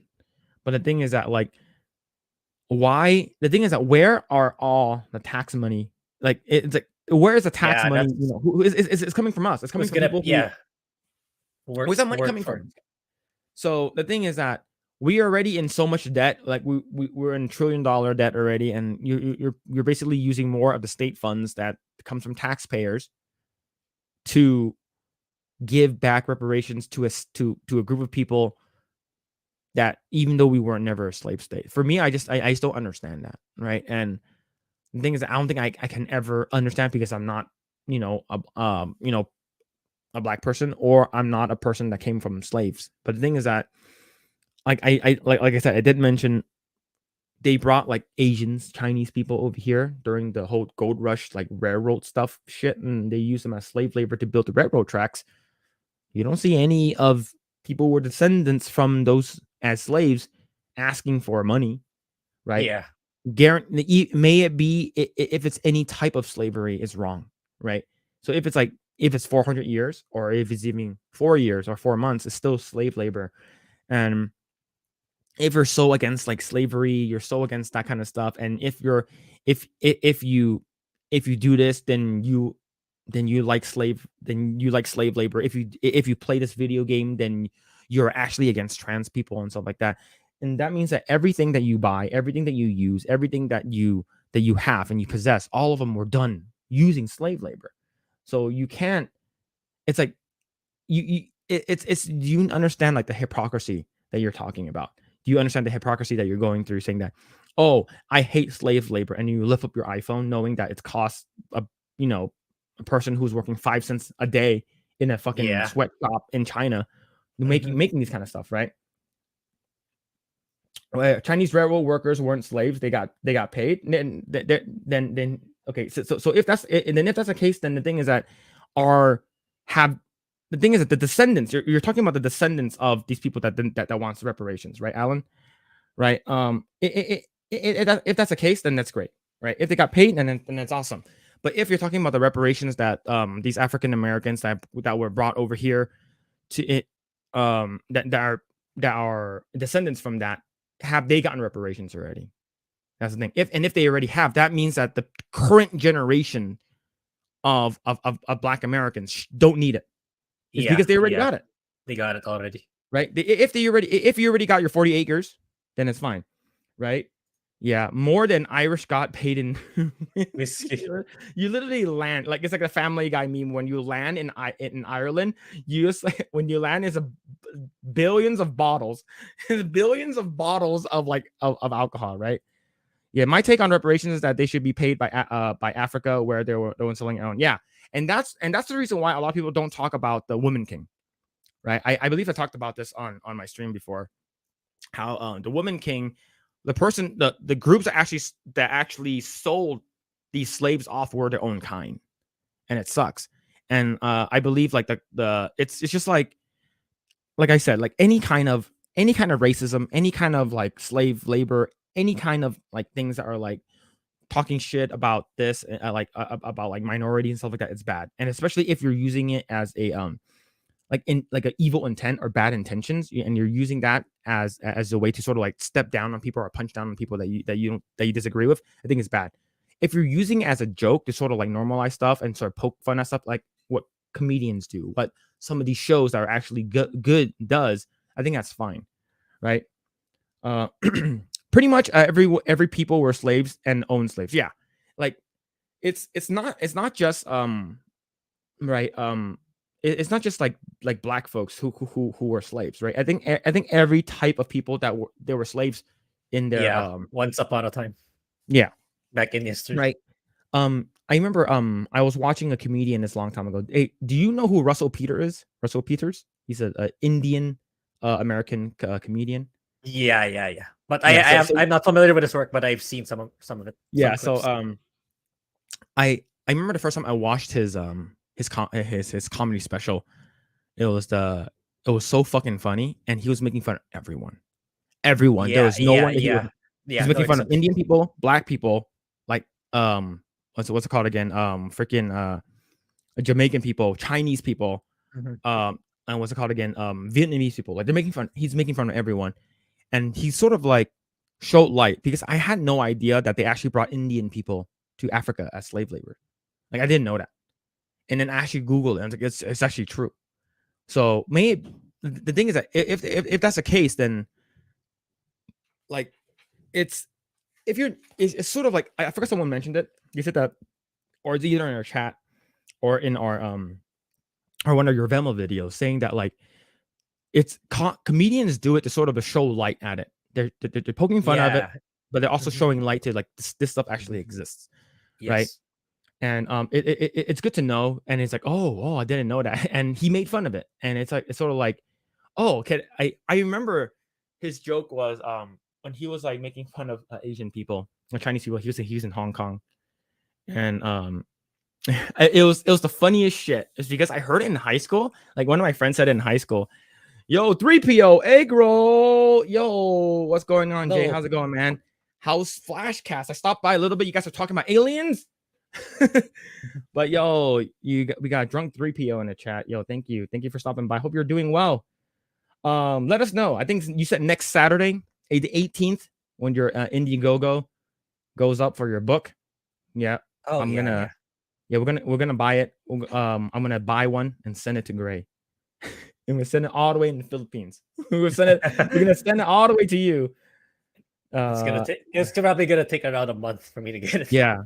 Yeah, you're freaking tired? Yeah, man. You did what you did like how long were you streaming for? Like 3 to 4 hours, and then you went on to Flashcast, which is crazy.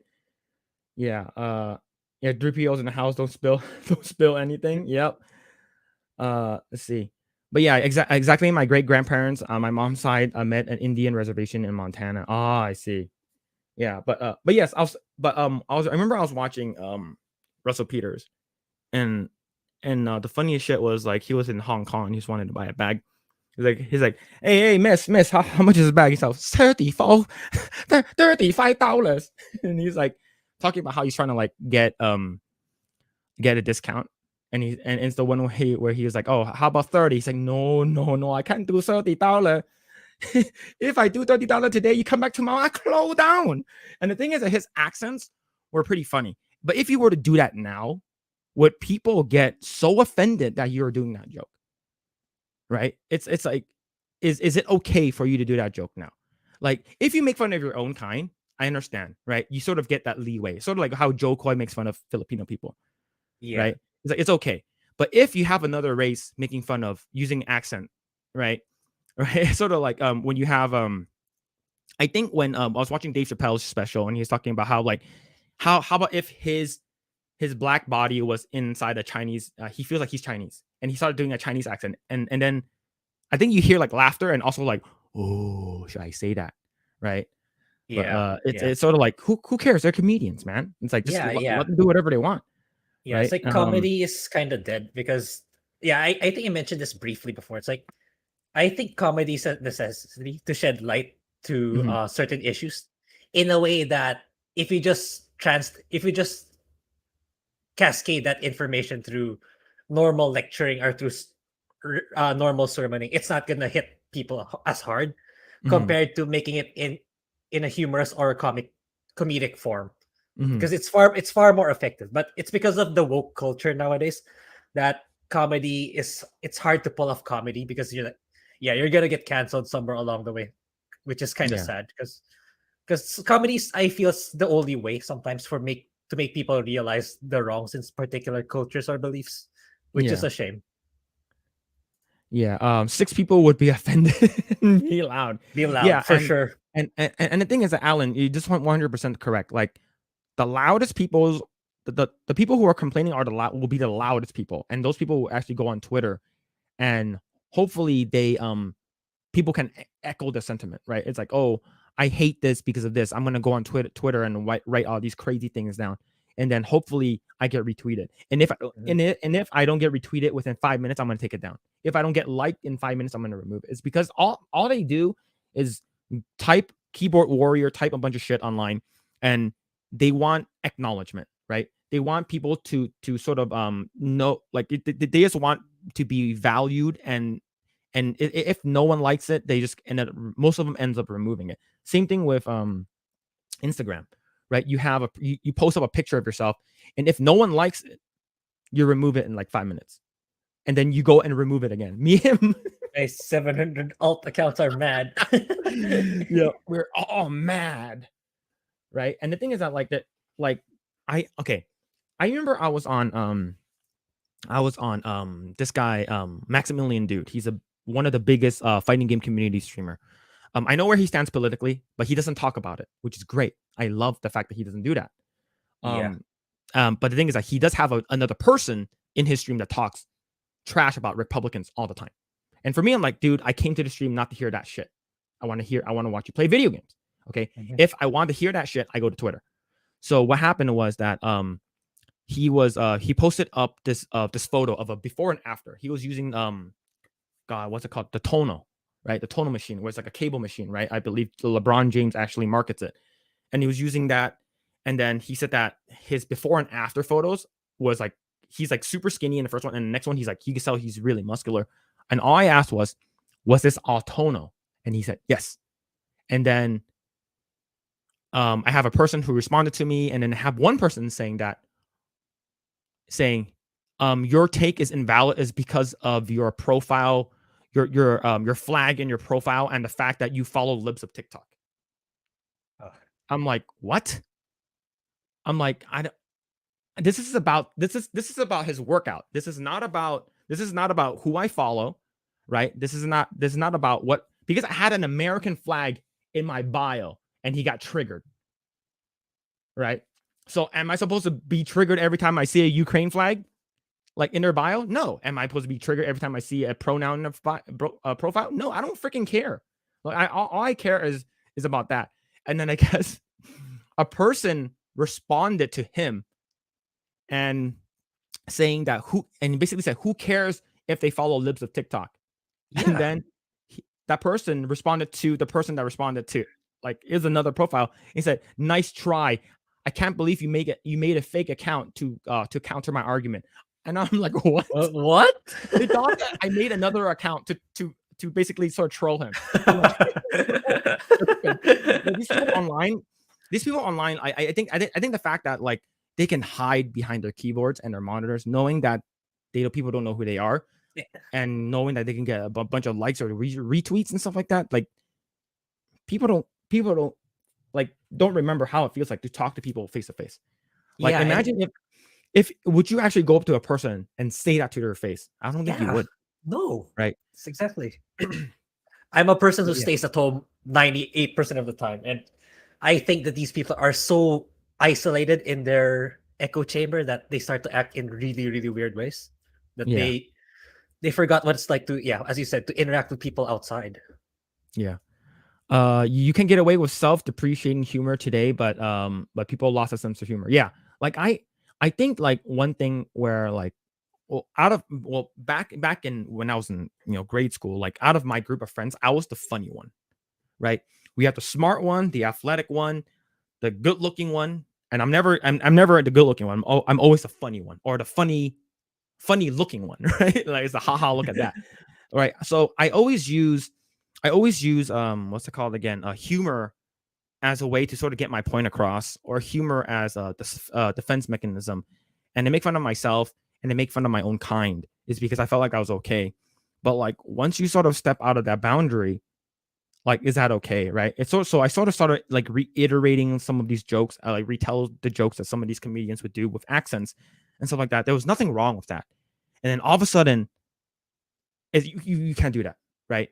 In order for you to make these jokes, you have to be that race. Or in order for you to make that accent, you have to be of that race.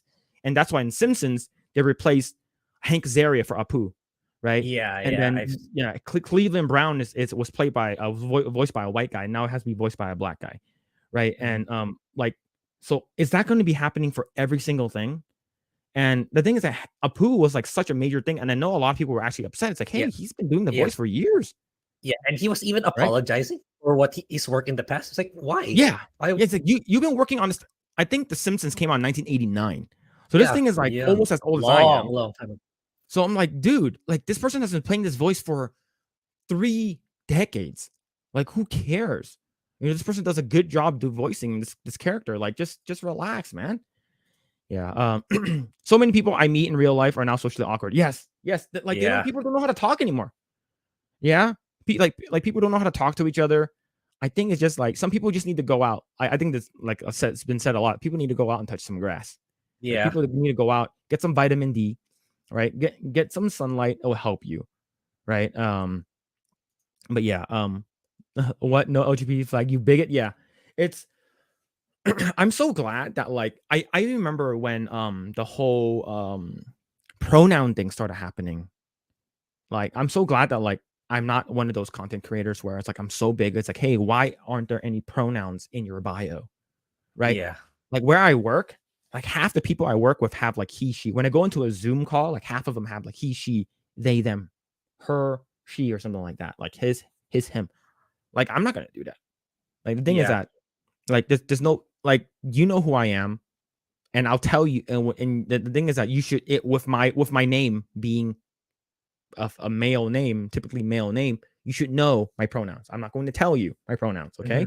Mm-hmm. And the thing is that it's not my responsibility for your triggers, okay? It's your responsibility for your own triggers. So you need to tell people, hey, these are my what are trigger words, or whatever this triggers me. That's yours. You don't. It's not my fault if I trigger you. Is you need to tell me what triggers you.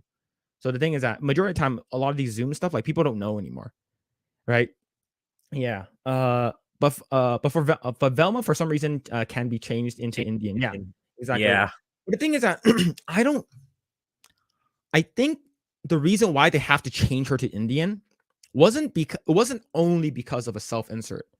It's because imagine if what's it called again? She was typically your typical white female, right? Female character. I think all the stuff that she will say won't really make sense. Is because she'll basically be making fun of Making like fun of her race, herself. and Yeah, herself. they can't allow that. So they have Mhm. to keep saying they change her race so she can have the opportunity to say that. Mhm. And it's just you feel bad for the people who work on the shows, because like the show actually looks pretty good, like it's Yeah. animated pretty nicely. And oh yeah, this is the Gina Carano thing, right? Beep bop boop. Yep, people asking, hey Gino, where's your bio? I think, I don't, dude, leave her alone. Who cares what she has in her bio, right? Like it's the whole Streisand effect thing, right? It's like you tell me not to do this, I'm gonna do complete opposite, right? You're gonna tell me to boycott this game, I'm gonna do the complete opposite, right? And that segues into our article that I want to talk about, which is came out earlier this week from The Wired. And Oh God. I don't really know. Yeah, I I haven't don't read really, it. I've just watched the videos, but yeah, my God. yeah. So we're gonna read it. There's no magic in Hogwarts Legacy. The game is mid at best, and its real world harms are impossible to ignore. So mid. So I'm assuming this game's like a 5 then, right? Right? Oh nope, never mind. It's a 1. Oh, Right? you really didn't know? It's right here. Yeah, yeah, you didn't know prior to seeing it? No, like I remember people talking about it. I just know that they I remember I didn't watch any of The video. the videos, but I do know that like Ryan Kinnell and a bunch of people Yeah, made videos on it. Jeremy automated Yeah, videos Jeremy. But on it's it. a 1 out of 10, right? Yeah, so here's the thing. If it's a 1 out of 10, then you have to go back here and says that this game is trash. And Wired. It helped me say goodbye to this to the setting for good. The story is rooted in anti-Semitic tropes. Okay, so here's the thing. So anti-Semitic, why is it anti-Semitic? Right? the thing is that a lot of people, I know a lot of people online are basically relating Jewish people to the trolls and not the goblins, in the game. And the thing is, I was like, well, no one's actually doing that. I think only you, the racist one, or the bigoted one, and are doing it, right? Because I have never once thought, oh, hey, a goblin. This is definitely a Jewish person. No, Yeah, no. no, only you think that. Yeah. Yeah. So so let's see. Friday Night Tights covered this yesterday. This writer usually covers Yeah. sex. Or sex toy. Yeah. Oh my god. I think the last video game review she did was October 2021. That's a long time ago. Yeah. I watched a couple of hours Ryan playing the game and it looks boring as fuck. Basically a movie, so they're apart. They're apart, right? Yeah. Like for me, I would say if you have no interest in any of the Harry Potter stuff, then I think it's okay. I think the game is like an 8. Like an 8 at best. Yeah, Right? that's If you fair. have if you never watched the movie, you never 8 read the at best. books, That's fair. and you don't care about any of the story, I think it's 8 at best. Mhm. But if you like the books and you love the movies and you love the franchise, then this is like a 10 out of 10 because Yeah, for a lot of sure. people been wanting to play this game Yeah, for this such a is the long game time. that they've always wanted for Harry Potter. Yeah. So yikes y'all. I don't even smoke and I feel like I need a cigarette before I get things started. We're here to talk about Hogwarts Legacy, and to do that, we need to discuss the whole mess. Pull up a chair, pull yourself some tea, wrap yourself in a blanket, scream into. Oh my god! Hello, forgiveness. This first For a intro, video this for a first, video game? yeah, wow, For a video game? this is so stupid. Hogwarts Legacy is the third-person action RPG set in the same universe as the classic Harry Potter series of the children's book. In case you need a refresher, those books, the Wizarding World settings, and the Harry Potter film franchise are all intellectual property of the brainchildren of author J.K. Rowling. This is important because she's always been inseparable from her work and from work that she's inspired and licensed, and okay, for better and now mostly for worse. And nothing with the Wizarding World stamp on it can be viewed outside the context of being the product of Dame J.K. Rowling, CHOBE. Within the pages of her book, she made the ordinary seem extraordinary. She created a place where weird, lonely kids would be told they were special, where kids who had survived abuse were more than just fundamentally broken. Since 2019, though, the once beloved children's author has, well, she's made some opinions, and then of course she's linked it about people like me and whether or not we should exist. She's even gone as far as to suggest that we're inherently dangerous and a threat to real, ouch, women everywhere. So here's the thing. The thing is that she's talking about people, males going into like female restrooms. Yeah, right. Abusing it. Yeah. Yeah, and the thing is that I forgot I was so this is popular spa here in California. It's called the Wee Spa. Very popular, very famous. Conan O'Brien he's gone to it with the guy who plays Glenn from Walking Dead. So Okay. they went there together. It's a very popular one. There's parts that you actually go in naked only, and there's parts that you can actually remain clothed. And there was a person, I believe last year or 2 years ago, that went in with his dick hanging out in the female section. Okay, identified as female and didn't get bottom surgery, so you clearly have your dick whipped out. And they actually filmed this person. I think there's this woman who filmed. He's like, my daughter is in there, and he had his dick out. There's a man in the female section, and he's like, well, and of course you have the people in the Wii Spa. They don't want to get into any trouble, so there's like, oh no, she identifies as a woman, so she can be there. And it's like, no, and she's like, no, that person is clearly a man.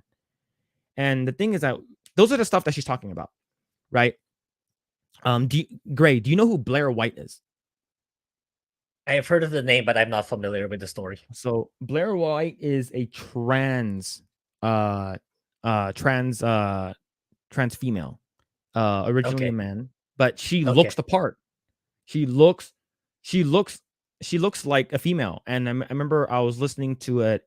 Someone asked her, or it was I think it was Alex Jones. Alex Jones was on her show, and he's like, "What do you want me to call you?" And he's like, and it's like, well, and Alex Jones like, well, the thing is that like, what do you want me to call you? So I'm gonna call you what I see how you look like. You look like a female, so I'm gonna call you a her. I'm gonna call you a she. And she's like, yes, that's what I want. Is that what you want? He's like, of course that's what I want. You don't like, why did I pay tens of thousands of dollars to do all this work for you to call me a he? Right. The thing is that if you're going to be, I know there are transition phases, right? You can transition into whatever and it takes a while. But the thing is that if a person misgenders you, it's not a hate crime. Okay. Because I know that's an actual law that's been written in Canada. Misgendering a person is considered a hate crime. You can go to jail for that, which is crazy. And so let's say if I accidentally misgender someone, because I remember I worked with a person that was transitioning from a male to female, and they just started. They literally just started. All of a sudden, from like this day, like day one, looks like a male. Day two, all of a sudden starts wearing high heels, having long fingernails and painted. And then I'm like, okay, but you still look like a he, right? So the thing is that like, I know people don't have, transitioning is fucking expensive, and it's, it takes a long time. But the thing is that if someone still looks like a man that goes into the women's restroom, you're gonna feel uncomfortable. You're going to feel like, hey, you're not supposed to be in here. And the thing is that we know a lot of these people actually take advantage of women. There's this place in Loudoun County in the East Coast that in high school there was a boy that went into the girls' locker room and I believe raped 2 girls. Ooh. And Wow. the parents brought it up at a PTA meeting, and like he was like yelling. He was like, "You like my daughter was like raped in the restroom. You guys are doing nothing about it." Right? So, and of course that county, and eventually that's where Glenn Youngkin won the governor. Like he became the governor, is because like people are just tired. Like people are just like, dude, how is this happening? And then of course you have this recent story, I believe that came out like a month ago.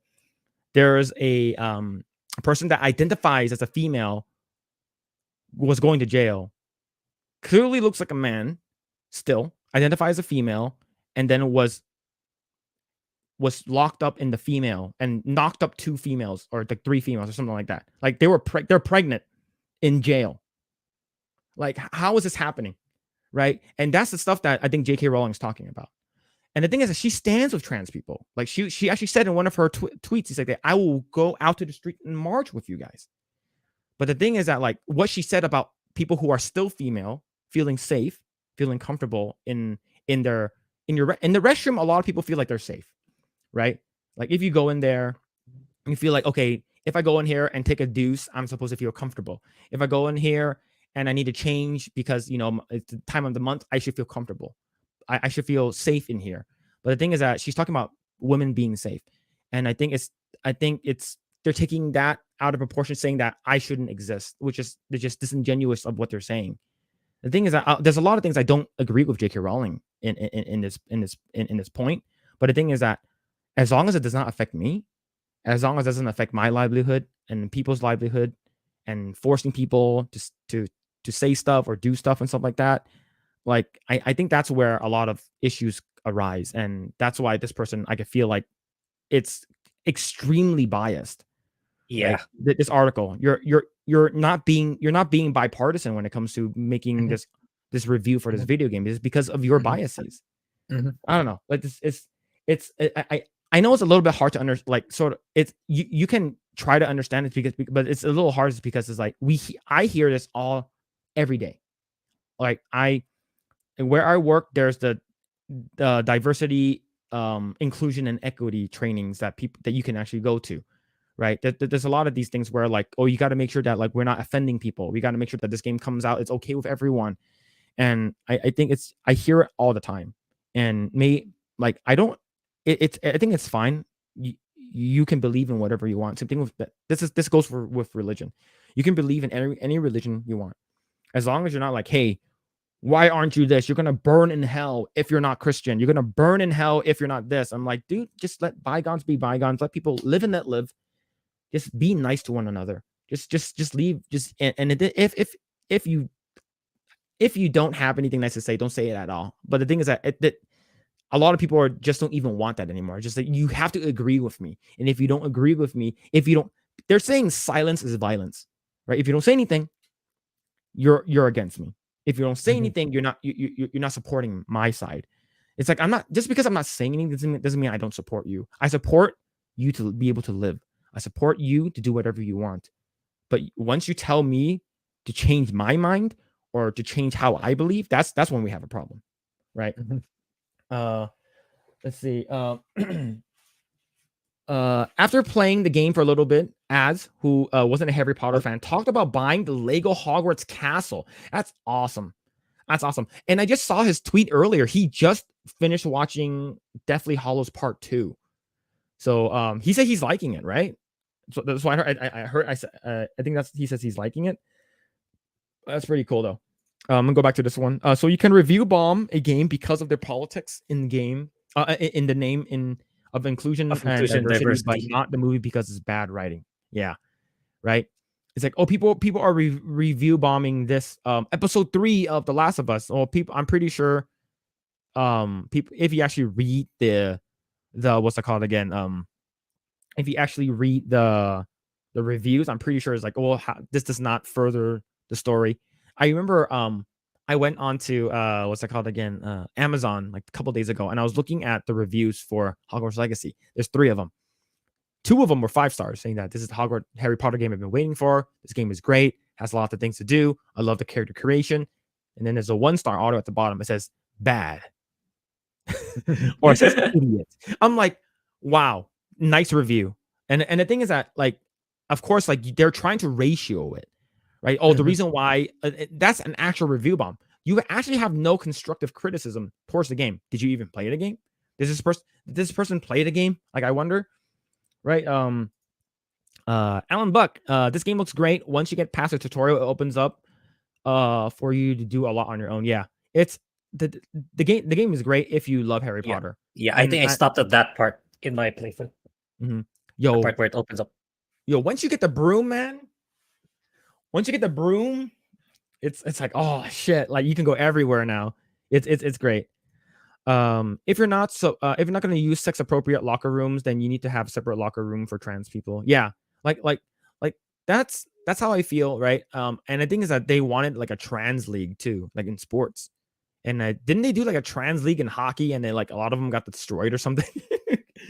But it's sort of like, we're not saying that you can't have your own league or anything like that. But the thing is that you want to be considered as a part of what you're saying, that trans men are men, trans women, they are women. And the thing is that, like, if you want to believe that, you know, that's fine by me. I don't think that's an issue. But it's sort of like, if you don't look the part, like, it's going to be hard for me to actually call you by your pronouns. Like, I'm sorry. You know, it's and I apologize if I misgender you. Misgender, yeah. It's like I'm like, if you look like a man, I'm gonna call you a man. I'm sorry. If you're looking by default, you're gonna say she. Yeah, it's sort of like when I worked at Universal Studios. It's like we have to make sure that, like, if there's a big woman, you know, a bigger woman, I'm like, hey, do you want to sit over here? It might be more comfortable. And versus, like, because, like, my lead was like, you got to watch out how you say it. Is because, like, if you think they're pregnant, like, you can't say, hey, looks like you're pregnant. Do you want to sit in the pregnant seat? The seat doesn't drop. And then they're like, I'm not pregnant. How dare you? Right. So you got to find ways to sort of, beat around the bush. Yeah. Right. So, oh, do you want to sit on this seat? The seat's a little bit bigger. It's more comfortable, and the seat does not drop. And then they're like, oh, I don't mind the seat dropping. Then you know that they're not pregnant. If they're like, oh, yes, I would like to sit in the seat, then you know they're pregnant. So you got to find other ways to phrase it. Yeah, I get it. It's sort of like a beat around the bush thing, kind of thing, right? But everyone's so freaking sensitive. It's so hard to talk to people now. It's like you don't know what to say. You like, you're not saying, you might say something that might. Oh, I might get canceled if I say this. Yeah, I get it. Yeah, right. And that's why I believe, like, when when drunk people was in the chat, I think a week or 2 weeks ago, he says that like, oh, like I work on a Marvel game. Am I allowed to talk about stuff like that? And to be honest with you, I think I'm not saying anything in. I'm not saying anything that could be a cancelable offense, but the thing is that they could bring, they could say anything that like potentially get me canceled, right? Potentially get me fired from my job. But I'm not saying anything in terms of like I I hate these people or I'm saying these people don't exist. No, no. The thing is you have a right to your preservation, your pursuit, life, liberty, and the pursuit of happiness. You do whatever you Yeah. want. But if that falls on our kids, that's a different story, right? Don't just let kids be kids. Let kids grow up. If a tomboy is a tomboy, let him be a tomboy, right? If you have a tom girl, let him be a tom girl, right? As long as you want to make sure that you let the kids know from right or wrong, because you are there to protect them. Like I mentioned in a previous podcast, saying that there has been an instance where like a little kid was wearing a dress at home and then say, "Mommy, I want to wear this dress to school." And then the mom's like, "Yeah, wear your dress to school. It'll be fine." Oh, yeah. And then wears the dress to I, school, gets bullied, comes home, kills himself. It's like yeah. you gotta protect your kids from that kind of shit. Kids are fucking nasty, man. They are so mean, right? Kids are mean. They don't have any restraint. If you ask a kid, if you want to know a true thing about whether a movie is good or trash, you show it to a kid that's like 11, 10-year-old. What do you think about this movie? This movie sucks. You know the movie sucks, right? Because kids are brutally honest, and they don't have any filters. Versus us as adults, we have to have that kind of filter, is because we want to make sure that we don't offend anyone. But the thing is that people get offended over everything now. It's so hard, right? The FBI tries to call parents domestic terrorists. Yeah, the Loudoun County thing. They said that like the people who actually goes in and riled up and trying to talk to the people at the school, calling them domestic terrorists, which is crazy, right? And that's the reason why like I don't care for any of the alphabet groups in government, like ATF, FBI, NFA. All of them should get abolished. Uh, let's see. It's simple. Treat everybody with the same amount of respect as you would anyone else. Yeah, like I was taught that at a very young age, right? Treat people how you want to be treated. And like for me, I'm relatively nice to everyone I encounter, right? But respect, on the other hand, is earned. So the thing is that like you don't get. I'll be nice to you. I'll be cordial to you. But if you want me to respect you, that shit's earned, man. You don't get respect right off the bat, right? But but yeah, uh, have a co-ed sports league. I think if we do, there should be a good separation between, like, there should be like 3 men, 2 female, 3 men, 2 female. If there's all female versus all men, you know that the females are gonna get rocked, unless it's about something else. Unless it's about like something that's a little easier for like women to do, like hiding, like crawling into small spaces or something like that.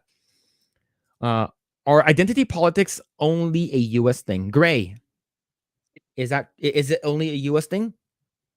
It's mostly a Western thing. I don't want to go as far as saying it's not a thing here in South in Asia, but definitely it's not a big thing compared to what you guys are having it, how you guys are having it.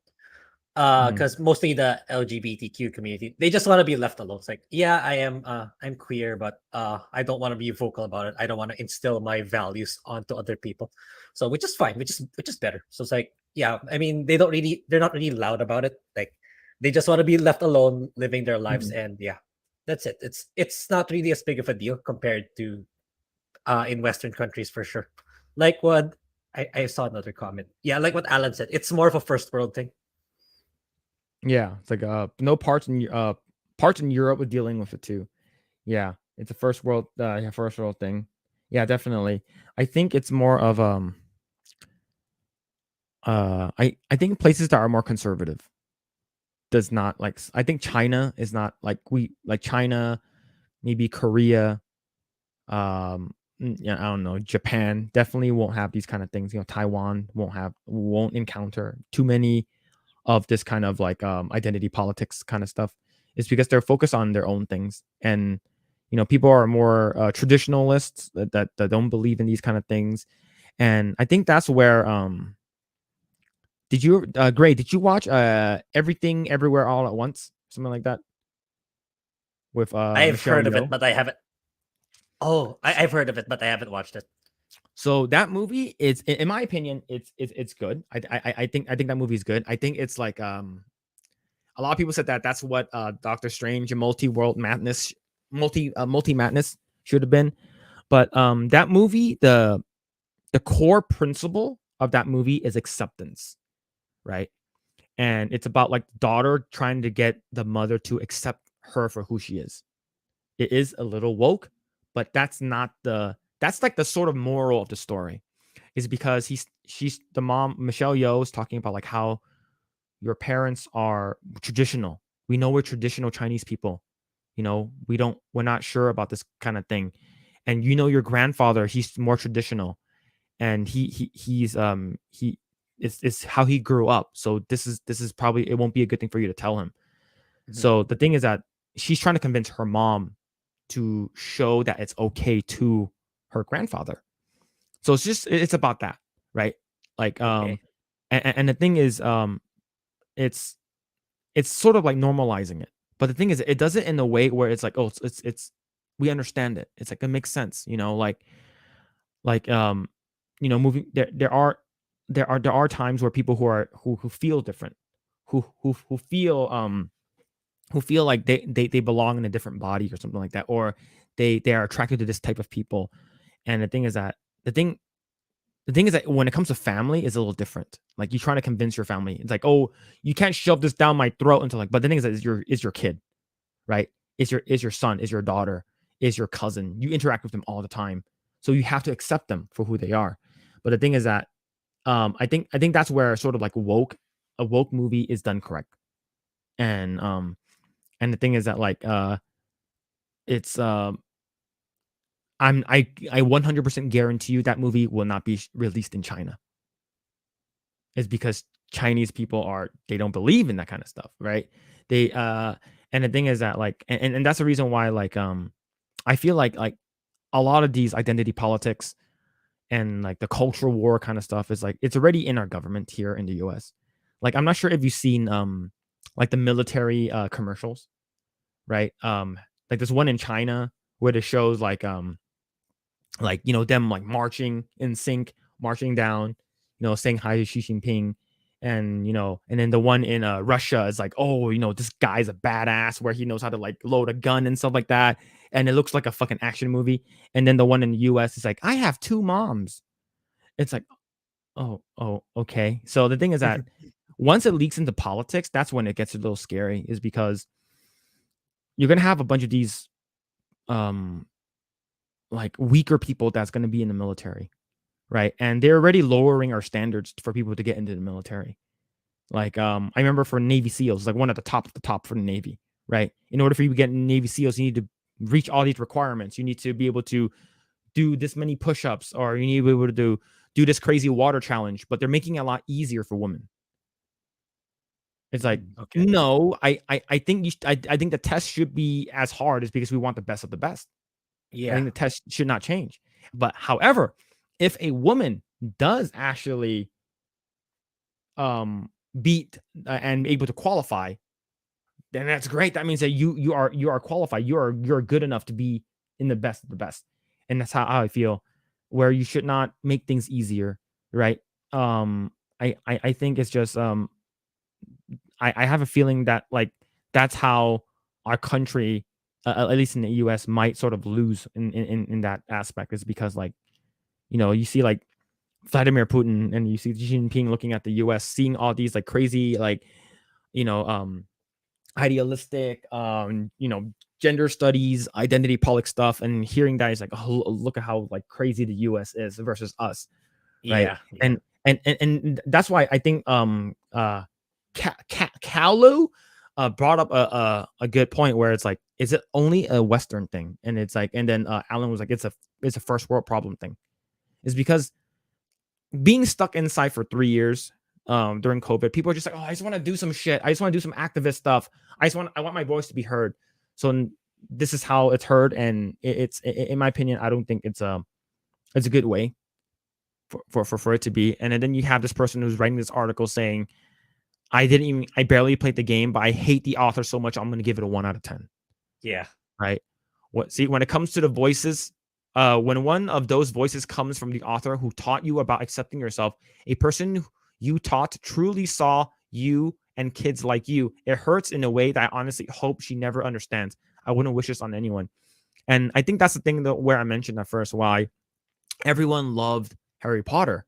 That's in the millennials, because it touched them, right? It speaks to everyone, and it's our generation of Star Wars, and it's and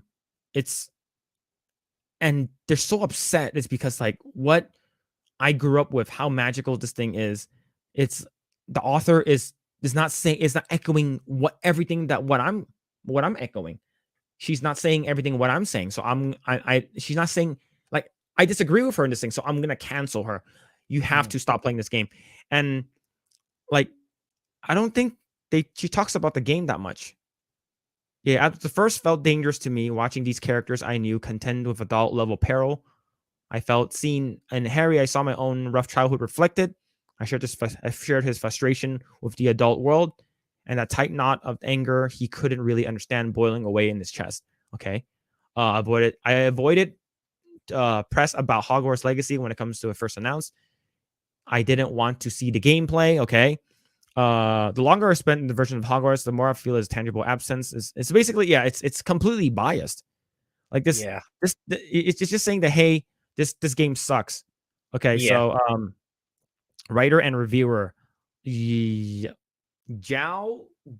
Jana Rodriguez Grae. Oh man, yeah. It's okay. So someone says that he write a bunch. She writes a bunch of oh yep, best vibrators. Yes, even men. Great Valentine's days for vibrators and suction toys. Yo, coffee, best coffee right here. Great sex. Oh wow, yeah, you are 100% on the ball there. Literally talks about sex toys all the time. You should be using more lube. Oh my god, dude. This yep. Yeah. Yeah, and sorry.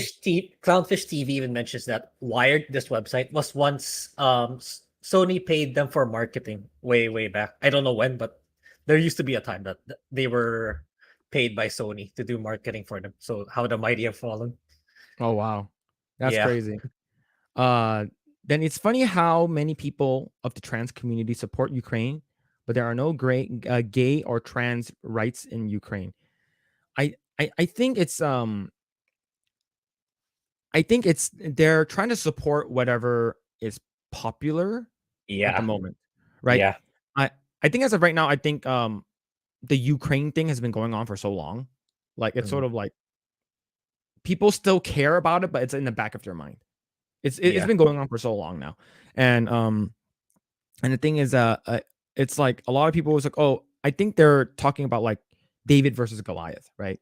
David having to be Ukraine, and they're talking about how they're being oppressed, how they are being, like they're having their, people are being killed, and all these things happening, and how we should send billions of dollars to Ukraine, and we should give them all the guns, all fully automatics and stuff like that. We should give it to them, and then at the same time, the people who are saying, Ukraine flag in the bio, saying that people in America should not have guns, is because guns are bad. I'm like, why? How are guns bad? You guys are giving it to Ukraine. Like, Ukraine is the reason why we should have guns, right? Because you have a tyrannical government trying to take over this country. So that's the reason why guns are important. And it's the hypocrisy of a lot of these things, where people feel like they should believe in this, but it's like, I believe in this, but at the same time I don't believe in this, and it's like it doesn't make sense, right? I'm wondering if it's not so much that they're more conservative thinking countries, but that they don't see it as something to focus. Yeah, I think they try not to sort of focus or dial in on that subject is because it's not really that important. It's more of a personal preference thing, right? It's they sort of keep it to themselves and they just don't want to talk about it. It's like, oh, if I do surgery or and I change how I look, that's my thing. Why do I need to have everyone talk about it? And I I don't know. It could be maybe because especially in China, the CCTV the CCP is controlled.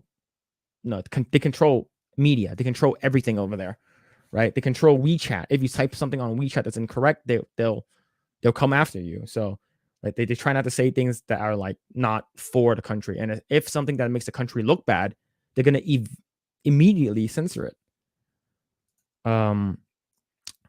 Denny Tate said, Steve Crowder did a change my mind on a woman should not be in combat roles in Air Force and Navy.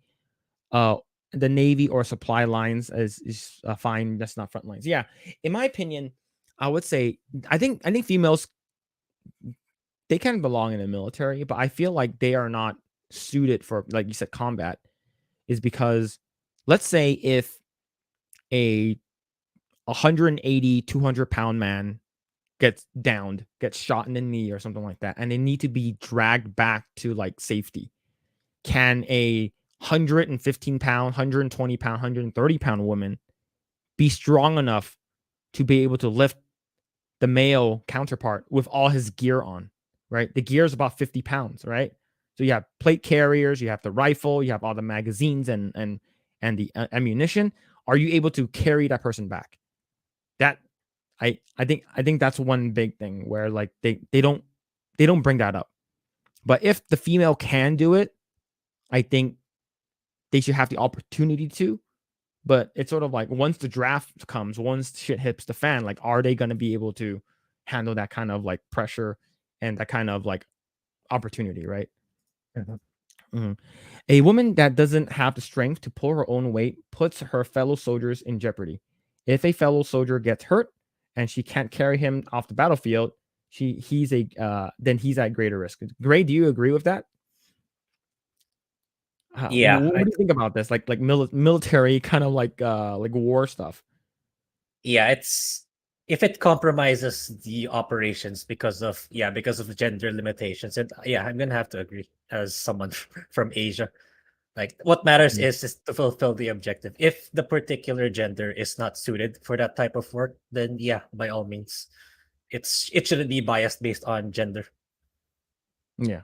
See, yeah, I 100% Hold on, agree with that. I need to check on something. Be right back. All right, cool. But yeah, so it's the thing is that it's a touchy subject for a lot of people, right? I have friends who are trans, and you know they live their lives like they're happy and stuff, and it's not a big deal to me, right? If I play the Hogwarts Legacy, am I considered a transphobe, right? It's that's the thing that um where you have to draw the line with a lot of things, especially like I said, like we are a small channel, like but I do want to give a shout out. I'm not sure if Jay's still here. He's probably sleeping now. I know it's what he's 3 hours ahead, so he's about 2 a.m. over there. So he's probably knocked out. But thank him, for if it wasn't for him and the fellow Geeks and Gamers crew and the squad and all the people in the chat and everyone who has been subscribing to the channel, we wouldn't been able to hit 500 subscribers this quickly. However, it's I think it's just live and let live. Just be happy, be healthy, who you are. Just don't hurt anyone. I think that's fine.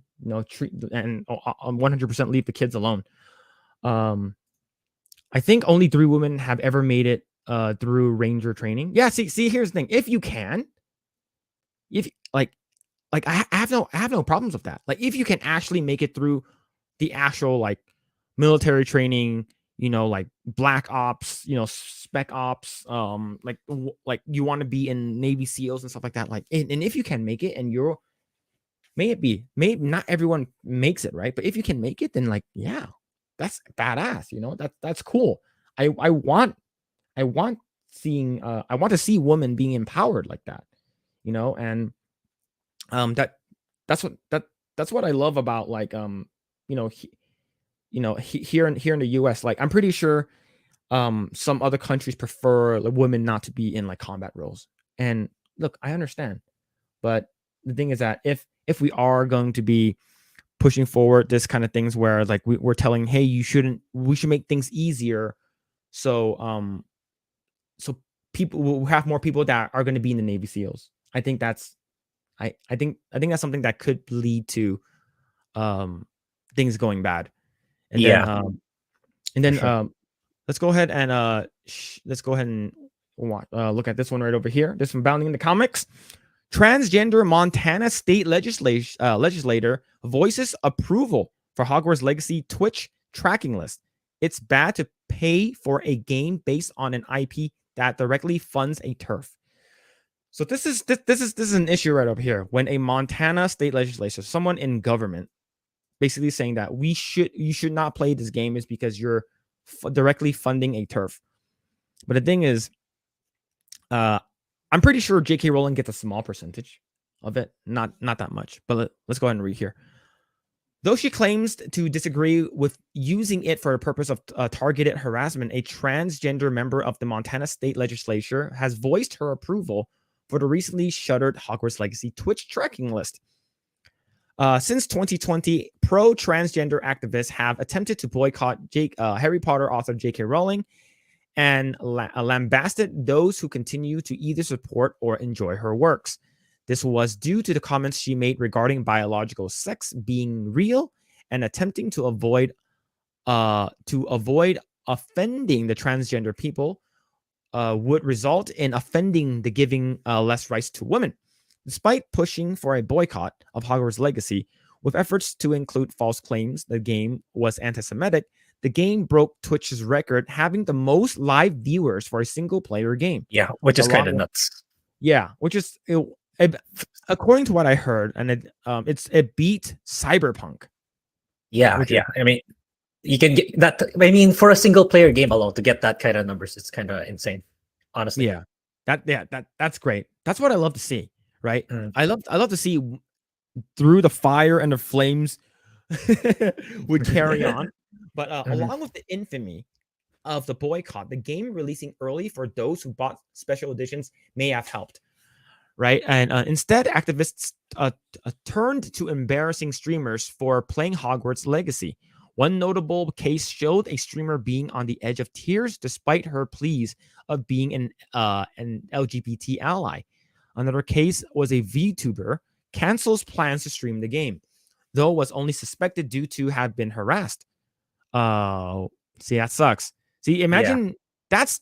Do you know what that's called? Being harassed and berated to do something because they don't like you want to do something, but you're basically scared and forced. That's called terrorism, right? Terrorism is basically basically inflicting fear that if you do this, we're gonna do this, and that's why you know who Hassan Piker is?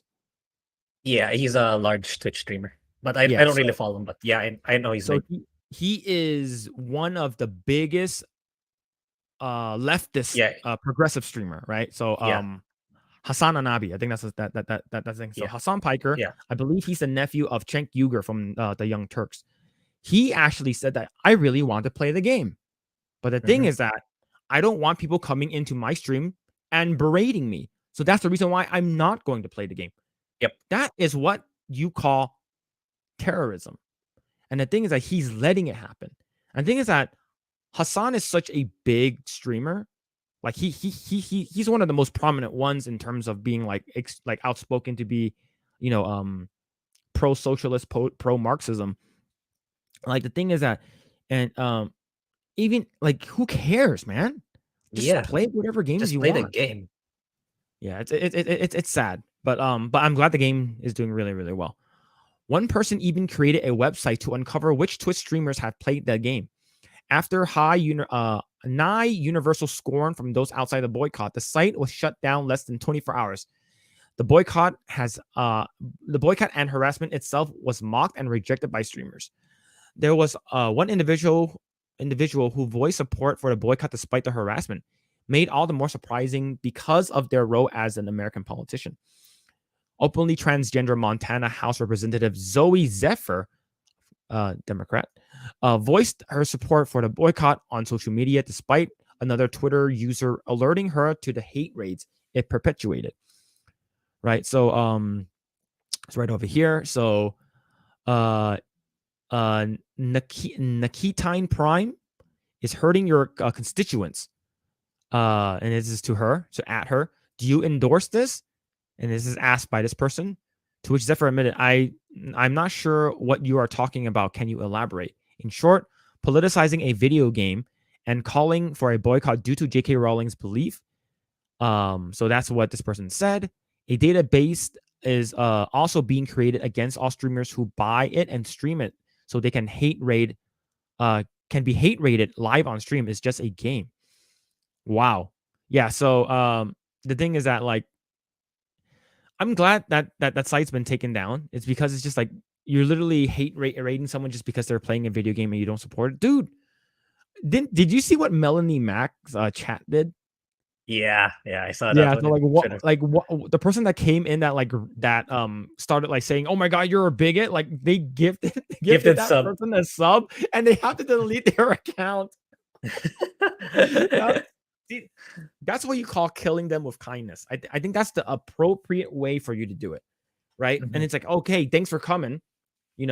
Here's $5. Thanks for being a sub. Oh shit, I can't. Oh my god, people are gonna see that I'm sub to her. I'm gonna lose all 10 of my followers on Twitter. Oh shit, I gotta delete that account. All right, so this is what she responded with. I support boycotting the game as well as encouraging others who have the financial means to join her in the boycott. I believe in the power of art, which means believing in its power to influence discourse. Also, you can't separate art from those who profit from it. The thing is that she profits from everything Harry Potter related. Yep. Right? Every single thing Harry Potter Every related. single one. So the thing is that you want to go to Nintendo World? You can't do that. You can't do that, because if that's the case, then you are profiting. Oh shit, you're profiting her, right? You still hear me, right? Okay, I want to make sure because my mic acts up from time to time. Zephyr did state that she was against the harassment, but took no issue with the tracking website. I also think it's perfectly fair to compile a list of people who are streaming the game so that people can make informed decisions on which streamers they choose to support. I obviously don't support harassing streamers who do stream the game, but I support and inform boycotts. So here's the thing. I'm not saying I don't support burning down buildings, but I do support you showing that you are angry so you can burn down buildings. It's sort of like you're saying don't do it, but do it. Right? Like the thing is that it's I think if you are boycotting something or you're protesting something, I think it's perfectly fine if you're doing it peacefully. But if you're going inside, in their streams, calling them names, calling them bigots, calling them transphobes and all that stuff, that's considered something that it's sort of, why would you go out of your way, go into this person's stream and yell at them? Is because they are playing a game that you don't want them to play, right? Mm-hmm. You're going into their space. You don't have to do that. You know what you can do? Yep. Mute them. You can unfollow them. Who cares? Get on with your life. There's much bigger and better things to do. Yes. Right. A transgender herself, Zephyr's reason for supporting the boycott certainly have a basis. On the other hand, she had offered to help streamers Pokemon's plans for a new legislation to combat online trolling and harassment in the late December last year. In a recent Ask Me Anything on Ars Politics on Reddit, how do you feel about this Hogwarts Legacy mumbo jumbo? Zephyr reiterated what she had already stated on Twitter, declaring, I made a tweet about it. Short version is, I support people protesting the game. I think it's bad to play the game for the base of an IP that directly funds a turf. But also, don't harass people if they decide to play it anyway. I think that's fine. I think what she said is fine. Who cares? Right? Not much more to say. That my energy is best spent focusing on what's going on in my legislature. Yeah. Yeah. Discussing the story, YouTuber Yellow Flash. Shout out to Yellow Flash. That guy's awesome. I believe Jay was on the Flashcast earlier today, which is awesome. Was aghast at the idea that an elected official would support targeted harassment of people playing the game. Responding to Zephyr's incongruous voicing support for the creation of the list while also attempting to discourage harassment, the YouTuber rhetorically questioned her. Sorry. What are people doing with those lists, by the way? Yeah. So the thing is, the fact that she says, I like the website, boycott, but don't harass. It's sort of like, it's an oxymoron. You're saying do it. I like it. So you should know the list. But the thing is that, yeah, what are they doing with the list though? What are they going to be doing? Are they going to like try to dox them? Go to their house and set it on fire? Because that shit can happen. And the thing is that most of them are activists, so they will go out to your house and burn shit down. If you didn't know, Grae, there was in the Summer of Love, that is 2020. Do you know about this place in Seattle that was dubbed the Chaz? No, I'm not familiar with. Okay. So in the summer of 2020, in Seattle, there's a city, the city in Seattle. No, the city of in Seattle, right? There's a part of it inside the city that a lot of people took over like several blocks and formed their own little city within the city. They had you go, so it's open to everyone who is like part of the LGBT movement, who are Black Lives Matter, who are Antifa. All of them will actually hang out over there and do their own stuff. And the thing is that they took over a block, and if you go in there, they actually start like, if you're going there, I remember, I believe Quarter Black Garrett actually went in there when he was still under Crowder. Yeah, I believe he sort of dressed up as like what's it called again, as a hippie, and went in there, not hippie, a hipster, went in there and stuff like that, wore a beanie. I believe yeah, it wasn't it Portland? No, it was in Seattle. It was in Seattle. Portland was another one. But the Chaz, what happened was they started growing their own plants, and it's really sad. People were able to get some pictures. I believe like several people were killed in there. It's because some shit happened. Like there was actually like a warlord in there too that was giving weapons out to kids. So a couple people died, which is really sad and unfortunate. So one person asked the mayor of Seattle, what do you think about this? And she said, I think it's fine. They should be able to do this. We'll just call it the Summer of Love. And so they started protesting over and over again, Black Lives Matter, Antifa, all that kind of stuff. And then they're like, cool, we're going to go protest. We're going to march down the street. Cool. And then all of a sudden it's like, let's go to the mayor's house. And then immediately, I believe under 24 hours, the Chaz was completely gutted. Was completely like, they removed that shit instantly. It's because it affected them. It's like, you can do whatever you want, but once it starts affecting you, it's like, oh shit, they're coming to my house. Fuck that shit. I'm gonna fucking squash the shit right away. So it's pretty funny. And the thing is that now you have this person who is like, are they going to do that? It's because they will go to your house and do shit. They will actually do shit to you, right? I remember like people were actually they had like an American flag outside their house, and they started like burn down the house is because they have an American flag out in front. It's like, whoa, what the hell? That's fucking crazy. Yeah. Then he said, yeah, make a list of the people you don't agree with.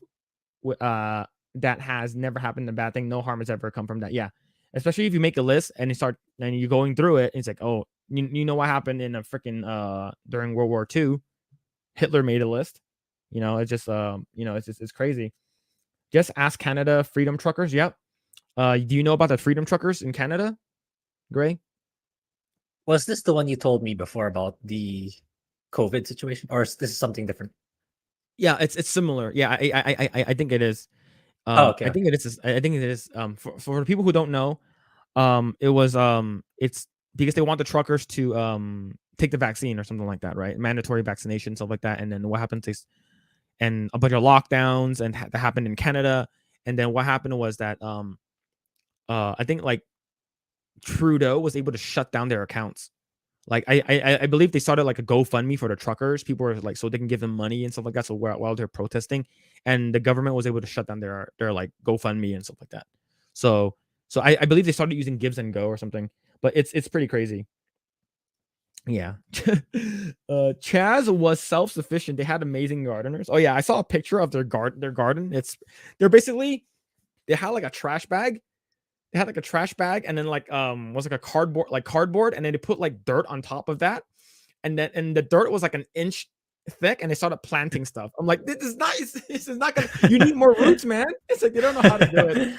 So yeah, they actually took a pic, and they actually had this thing called like bags of Sprite. So they actually poured Sprite into like Ziploc bags and handed it out to people. What? Yeah, it's super weird. Yeah. Let's see. Yeah, it was a GoFundMe that was shut down. Yeah, the GoFundMe got shut down. Yeah. So the thing is that like if you give these people lists, like shit will happen, and you can potentially get doxxed, and they can actually do shit to you. Yeah. So it's pretty crazy. That's why a lot of people are saying like you got to get out of these cities, you got to move into the suburbs, or you got to go to like a more of a conservative state. Like if you want to go to a place that's more like-minded, so you know that your neighbors are people who support you for what you do and want to leave you alone, and they won't like sort of berate you for what you believe in. So you think that they're just gonna peacefully protest that person? Yellow Flash mocked, claiming that there was alleged DDoS attacks and doxing attempts. He felt Zephyr's support of the boycott was pretty disgusting. Yeah, it's like boycott but not boycotting. This is insane. It's a video game. People are losing their minds over a video game. Yellow Flash despaired, as he showcased Twitter users, game journalists, and developers making outlandish claims about Hogwarts Legacy and what its support would result in. And now you've got the US representative saying it's okay to compile names and people playing the game. This is getting insane. All over a game that if everyone had just ignored it, would have passed and gone after a week, Yellow Flash proposes, adding, and then the game would have faded away into obscurity. I don't think it would have had a staying power an Elden Ring would have had. Yeah, so the thing is that the game was bigger than it should have been, is because of the boycott. I think the boycott backfired. Yeah. And it's sort of like, oh, this game's being boycotted. Why? It's sort of like, I remember when Conker's Bad Fur Day came out, and people were saying, oh my god, this game is so adult, this game is so mature, it's crazy. So it made me interested. Oh, I want to see this game. I want to go buy this game. Right? Mm-hmm. It's sort of like when you heard there's an old lady that had a heart attack watching Passion of the Christ. It's like, oh, she died? Oh, why? So it sort of makes you interested. Yeah. I want to watch that movie. I want to see why it's so crazy. But now this is probably going to be a conversation for weeks, because if people are becoming unhinged over a game, it's going to drive sales up. Yep, absolutely. Yeah, Yellow Flash hit definitely hit it out of the park with this one. It's true, right? Like I said, the game is like an 8 at best. But if you love Harry Potter, it's like a 10. So it's nice to know that it backfired. I love the fact that boycotting didn't work. Right. Let's see. It's kind of should be fine. But yeah, let's see. Let's go ahead and jump over to this news. Or do you want to talk about Last of Us? Oh, yeah, we can continue first with the other. Okay. So, do you know who Grace Randolph is? Nope. She is a YouTuber that does movie reviews, and she goes like, well, and like she's I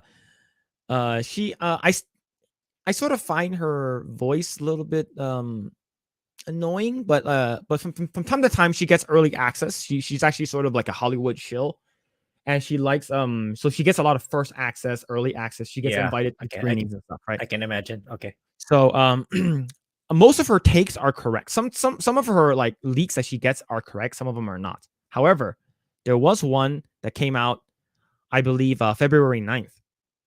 And this sort of got me. Do you remember when James Gunn said, "I just watched The Flash and it's one of the best DC movies I've ever seen"? Remember he said that in his DC thing. He talked about like the slate of the DC slate thing that's coming out. Oh, yeah. So the thing is that this is what Grafe Randolph said on February 9th. I hear that it's going to be a former Batman who cameos at the end of The Flash and could potentially stick around as the new permanent This one. Okay. DCU Batman. Yeah. Damien's Okay. dad, Pattinson, is still a solo thing. I know who it is, but it would be uncool to reveal the whole thing.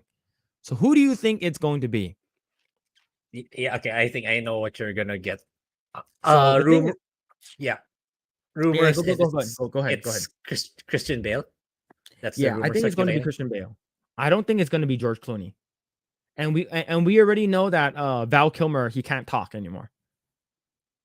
Like he lost his voice. Like I think he got like some kind of like throat cancer or something like that. Like he can't talk. So it's really really hard for him to talk.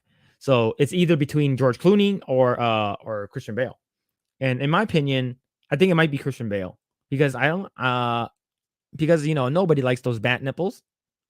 No, nobody likes those bat nipples. But so she actually went on and said it's 8 hours ago. Awesome. I specifically said potentially. Actual scoop RE the Flash cameo holds 100% true. Excited to see who Gunn casts as Batman. So let's go ahead and read this. New actor, right? Grace Randolph explains this. And let's go over here. Okay, so so she said potentially. So I'm not sure. And I believe she goes out and says that she might be able to see the movie on Monday, which is pretty nutty. So let's go ahead and continue reading this. Let's keep it 100% here, folks. I am the only scooper who was correct. Henry Cavill didn't have a contract. I broke the story that Keaton and Supergirl were removed from the end of The Flash. I also broke the story that there was a new cameo with a character from a few decades ago. Then, by triangulating my sources, I was able to correct identity, the cameo with a tease narrowing it down to 3 people without actually ruining it. There is another new unrevealed cameo in The Flash. Good night. See you guys. See you tomorrow for the Super Bowl. And then she also says this right here. Also, let's head this off. There is the Flash test screening coming this coming week, Monday, I believe, and it is very likely there will be a showing an older cut without all the recent filmed cameos, so they don't leak. The film continues to test quite well.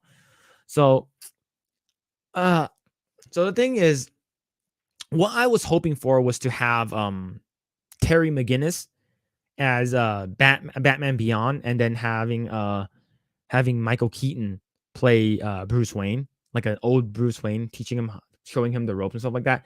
And that would have been cool, but we probably won't ever get that. Are you excited for this news? Or you're unsure?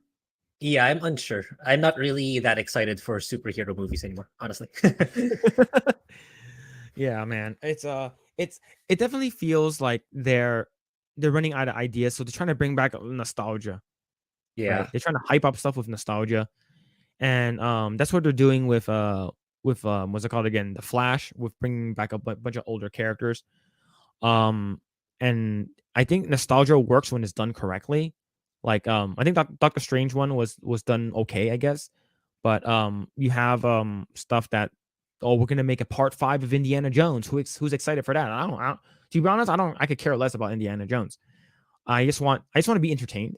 Overall, if they're saying that this movie is good, it better be freaking good. Right? It better not be because you're saying it's good, it's because like, oh, I got a test screening. I got I got a goodie bag, so it's I have to say it's good. So like I want reliable sources when it comes to reviewing movies, and I just hope this one is to be honest, I still don't know how I feel about this. Like I'm on the same boat as you. I did really like The Dark Knight. like the Dark Knight Yeah. trilogy with Chris Nolan. Yeah, that's great.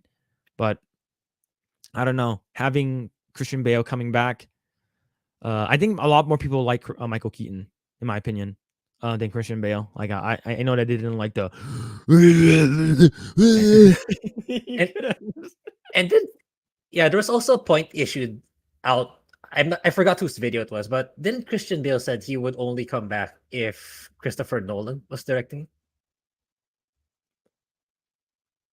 I know there was, yeah, he mentioned something like that. So it'll be counterintuitive, or he's backing out on that if he comes back.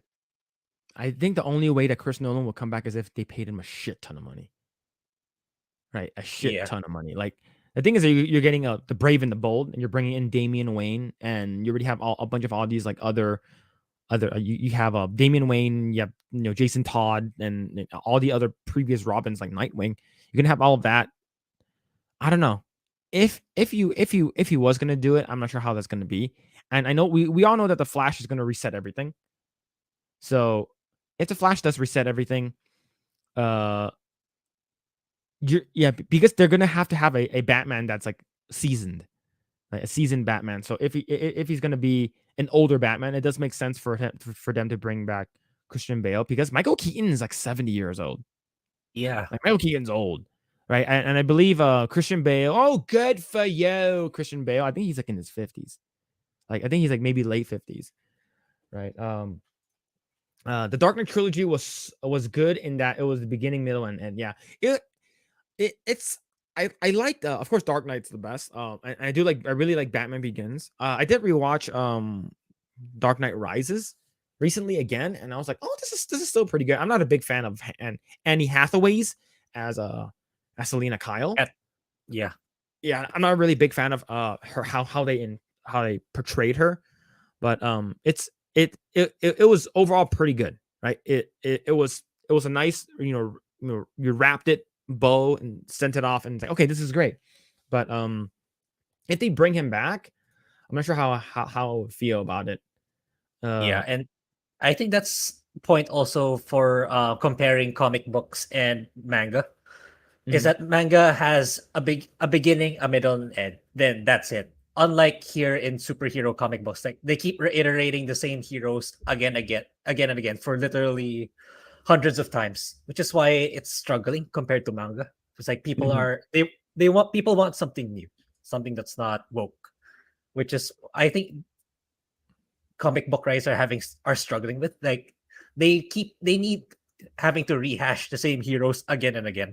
Unlike manga, it's you're in for a new plot line, for a new cast of characters, new story. That's why Mhm. manga is doing way better compared to comic books these days. Oh yeah, oh yeah. Like um I know that Chainsaw Man is like one of like the top selling things right now. Like I haven't Yeah. watched it, I haven't read it. Have you been watching Chainsaw Man at all? Like or reading No, no, Chainsaw no. Man? It's like, we were supposed to, but then Vilma came along. So it's like, Oh yeah, oh yeah. yeah, yeah, we were supposed to.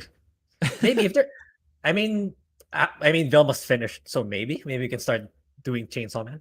I don't know. That'd be pretty cool. Yeah, Uh, the only reason one of the previous Batmans is coming back is to kill off the tokenized Batman. Don't tokenize Batman. Mm, that we'll see how what the Flash is, because we do know that they're, according to what I heard, I think this is from either Decent Gamers or Nerdrotic. They did mention that Christian Bale's suit was actually in the background, like somewhere in the background. So we do know that Christian Bale's suit is tied into this one. So and if we already know that Michael Keaton's a part of it, and I heard, I heard, what's it called again? Maybe Adam West's Batman might be in it. It could be pretty cool, but we'll see. I do love the Flashpoint stuff. I really do. I just fucking hate Ezra Miller. Okay, I just don't like him.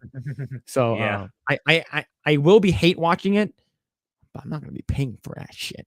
I'm not gonna be paying for it. Fuck that. Let's see. I always thought that Jim Caviezel would be a good Batman. I've never watched Person of never. If you ever watched Person of Interest, I believe I watched like 1 or 2 episodes of Person of Interest, But I think a lot of people was wanting Jensen Ackles to play Batman because I know that he does the voice for the animated series, the current running animated movies that are coming out right now. Okay, yeah. Jensen Ackles does the voice, and I do like him. I like him as a Soldier Boy. I do like him in that, and I do like him in Supernatural. So that could be pretty cool. All right, it's time to talk about The Last of Us. So Okay. What did you think? What were your thoughts on The Last of Us episode 4? I know that one was more of like a slow burn, and we meet some new characters and stuff like that. And we we got introduced to Kathleen. Is she in the game? Yeah. I don't remember. No, she wasn't. She's So an it's addition, like, right? yeah, she's an addition. So okay, so I actually kind of said it wrong in my video for episode 4 because Mhm. I said that Henry and Sam were part of Fedra, but no, that's incorrect. It's actually this group with Kathleen are the resistance against Fedra. Apparently, I found out in episodes right. Oh, they're the resistance. They're not Fedra itself. Because I thought they were Fedra. Mhm. So yeah, I find it interesting that these group of people are actually like they have their personality now. It's like yeah, they're not the best people. They did some morally ambiguous things, but I Mhm. think it beats the video game where they just presumed that they were dead because like Henry and Sam were the only two survivors in that group, and that they ended up just joining forces with Joel and Ellie. So I think Mhm. it adds more color to Henry and Sam's story by Mhm. adding Kathleen's like yeah, we know that Kathleen is on the hunt for these two people. It's like she's really, really angry in episode 4, but we don't yet know why in episode Mhm. 4. It's like, yeah, okay, I'm sure that's gonna unravel in episode 5. Then it kind of tackles Kathleen a lot more in episode 4. Mhm. That like, yeah, this is a leader, but yeah, she's very emotional about certain decision making, like shooting their only doctor, uh like imposing her own way, being very, very Yeah. stubborn about it, with especially with her second in command. Like especially when they saw that I think there's a I was already sure in episode 4 like that premonition of a large infected. I was like, yeah, that's 100% a bloater. That's what we have. Yeah. It's like And because we have to introduced tell everyone. they introduced the bloater in it. This is where it sort of deviates from the game, right? And they introduced the bloater. It was like at a school, right? And this is they introduced the bloater here Yeah, during the shootout, where like yeah, they introduced you actually have it up over there. yeah, they introduced the bloater in the game is during Bill, but we know what Mhm. happened during the Bill episode, which is why they couldn't implement it there. So they decided to bring the bloater later on in episode 5. Mhm. But yeah, overall, I liked episode 4. It does a lot of throwback, like we were talking earlier, the magazine, the Bill's magazines, Yes, and the this part. Yo, this is the thing that we know that this magazine belongs to him, right? So this is the thing that I wanted in the last episode, but I'm glad they didn't leave it out. Is because this is one of the yeah, things I'm like, this is what makes Ellie funny, right? You look at the magazines, like, how can you walk around that thing? mhm, And it's great. Like, I believe there's also another scene where they like, oh, we're not gonna have comic books thing, and then they brought that back in episode 5, right? The comic books where she's actually interested in comic book. Oh, I actually have issues, 1, 6, and 7 or something like that, or 5, 6, and 7. So those are the stuff where I'm like, I was sort of like, oh, I wish they had this. I wish they had that. They did bring it, but the thing is that the it would have been nicer if like Bill had it and then she found it at Bill's house, right? That's the which is yeah, oh, this isn't Bill's into magazines. Oh, too bad he's dead or something. But yeah, I do like the fact that they brought the scene. The scene is great. But yeah. They also brought in DLC stuff, the pun book, the book of puns. That was actually from Riley in the DLC. Riley gave that to her in the DLC. So it's like since they didn't take up Riley, it's a nice inclusion too in this episode. okay. So Yeah. I wonder did they mention like she always had the book, right? Mhm. But for the show, she just had it with her. So I'm wondering if they're gonna like talk about because she's like talking about it and making puns and stuff like that. I wonder if they're gonna be like, where'd you get it? If they're gonna talk about it. Where did you get this from? He's like, oh yeah, this book that I got from a friend or something. And then it's like, just sneak that in. Yeah, It'll be nice. but I don't know. Given how many episodes we have left, 4. 4 more episodes. It's Yeah. like I don't know. Will they be able to fit in the more DLC content? I'm not sure because they have a long way to go. It's like in these parts, they have so many to tackle. Yeah. Joe Like hasn't even gotten sick yet. Like we're not even at the halfway part. yeah, we're not even in the okay, spoiler alert, chat. There's gonna be the cannibals. We haven't reached the cannibals yet. Yeah. It's like how can you cram all that into 4 episodes? Unless they really fast track that portion and then the episode after is they finally reach the Firefly Hospital. I mean, that's how I'm seeing it. They only have 4 episodes left, which is yeah, Okay. that's what's leading me concerned. So yeah, there's gonna be some spoilers. I'm looking at it right now. So what are the big story beats, right? Joel gets sick, and you play as Ellie. I remember that. And then it starts snowing, and then Yeah. Wait, but we have to consider before that they were headed for Jackson, where Tommy is yes, and Maria. So there's yes, still, yes, yes, but yes. there's a good chance they might revise that given they're looking for Tommy Mhm. right now also. So Tommy is maybe not in Jackson. So they might expedite that. That's what I'm saying. Given Tommy is missing, they'll Yeah, probably expedite that story arc. yeah. I can definitely see them like moving it really really fast because they did that with Game of Thrones, like just moving shit really fucking quick. Yeah, because you only have 4 Mhm. more episodes. So maybe the last episode is like, I don't know, an hour and a half, because the first episode was like about an hour and a half. So maybe they can do something like that, right? And then I remember in the beginning she basically messes with her gun, right? And then this is where she brings out the puns, I believe, right? She brings out the puns and starts saying the puns at the fireplace, Yeah, right? yeah. And then okay, and then it goes to the part where they go into the city. I Mhm. think right here, right? They go into the city. They go into the city, and then they see the guy, and this is where I had a feeling. It's like, okay, I have a feeling the next episode they're gonna go into the city, and then they're gonna crash the truck, right? Crashes the truck, and he ends up shooting, and I don't know. For I was stuck here for like an hour when I was playing the game because I kept dying. So the thing Oh, is, that okay. happened so quick because there's only like 1 or 2 guys versus like we were fighting at least like 10. Yeah. It's like Yeah, that's what I raised in the video. It's like the scene in the show is like there's like what 3 people, three to 4. yeah, But in the game there was like a lot of them. There were plenty of them. yeah, and they were It's like like chasing after you for a while. And I yeah, I believe the imagine next because scene, they were having a hard time making the choreography for it in the movie setting compared to the game. yeah, That's and why this it is was so and little. now this is where you meet Kathleen, right? The Yeah. following scene, right? And Mhm. then you meet Kathleen, and then she's talking to the doctor, and yeah. So, do you like her character? Do you think it was a good addition? Uh Generally, yes. Because yeah, Corey made a really long comment in the video regarding this. Like, it doesn't feel right for him.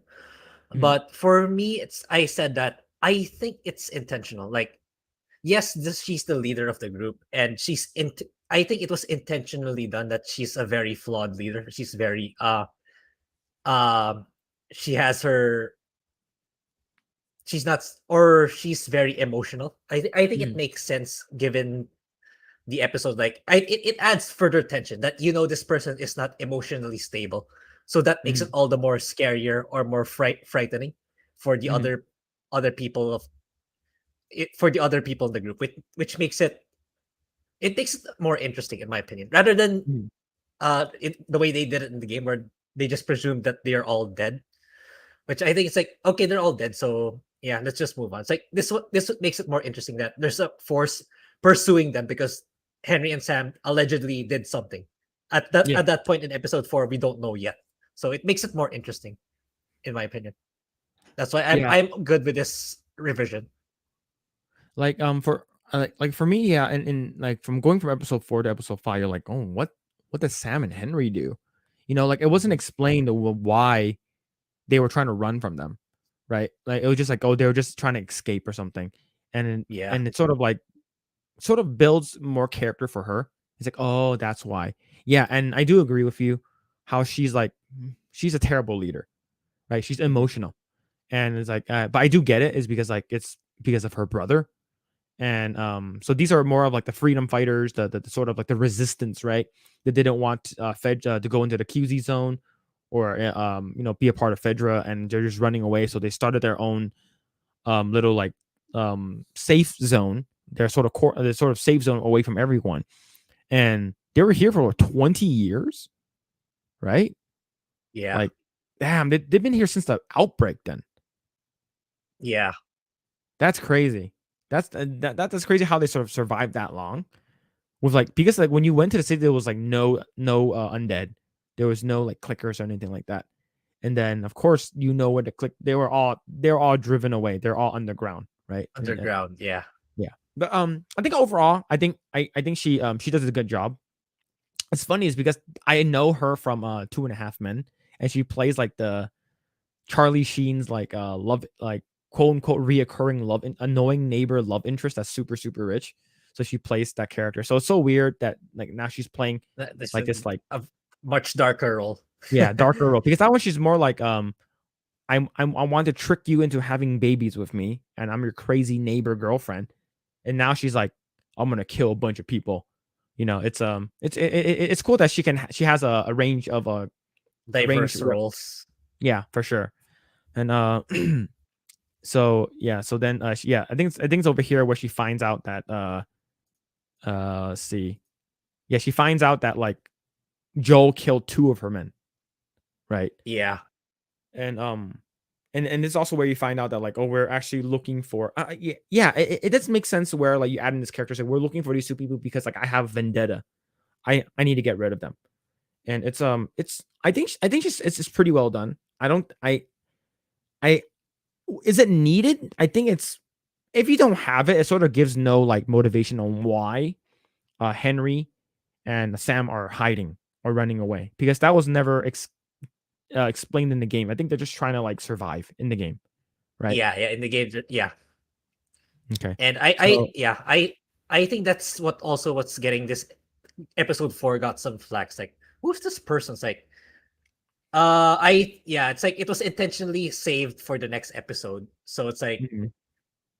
the reason why this episode got criticized, like, who's this inserted leader all of a sudden? I Yeah, think that's what a lot of people got the impression they got. It's like I get for me the reason why I was okay with it back when I was reviewing it before I watched episode 5 because I was pretty sure it's gonna get revealed in the next episode. That's probably why I was more lenient with it. Then yeah, mhm. in episode 5 everything was revealed, so which kind of made everything made sense in episode 5. So I think originally I was a little annoyed with her character, but I think the payoff to her character is worth it. And Yeah. we'll talk about that for episode 5. I will after this one. But this part I do like where Hmm. he actually teaches her how to use a gun. And he teaches her how to use a gun properly, which is good. So this one is it looks like a Beretta Cheetah 88. So it uses a 380 ACP, which is a smaller round. It's like a 9 millimeter, but it's like shortened. And teaching her how to use that, I do like it. It's sort of like you get that feel. But I don't feel their relationship to one another is like where it should be in the game, right? I think in the game they're more like closer in terms of relationship versus over here. I think it's a little bit more like it feels a little bit more distant, and I like that the fact that they're closer in the game because this one is a little bit too detached in terms of relationship. Do you feel the same, Yeah, or do you like it where it is right now? at this point, yeah, I kind of agree with you. At this scene in particular. But Mhm, I got kind of convinced towards the end where mhm. Joel started to laugh at the pun jokes. It's like, Oh oh, yeah, okay, that's a that's yeah that's at the yeah. end of this episode. I that joke actually made me laugh too. I actually like that pun, and So they actually go, and the next thing they go, you actually see more of you see her, I believe, a Kathleen. She's like, look, her and her men are looking for Henry and Sam, Mhm. and they find their hideout that they're where they were hiding, and they're hiding in like this little like attic where the doctor told them to hide, which is sort of get more. And the thing is that we don't find this out until later into episode 5. But it was sort of weird, but it's we'll talk more about that about Sam and Henry when we get there. And then next scene you get Joe and Ellie break into like a building, and they go all the way up, and then you get this funny ass joke over here. Do you remember the joke? I kind of forgot, but yeah, I recall it was funny too. Uh, I I I have to remember. Hold on. Let me see if I can find a joke online. That joke is actually pretty funny.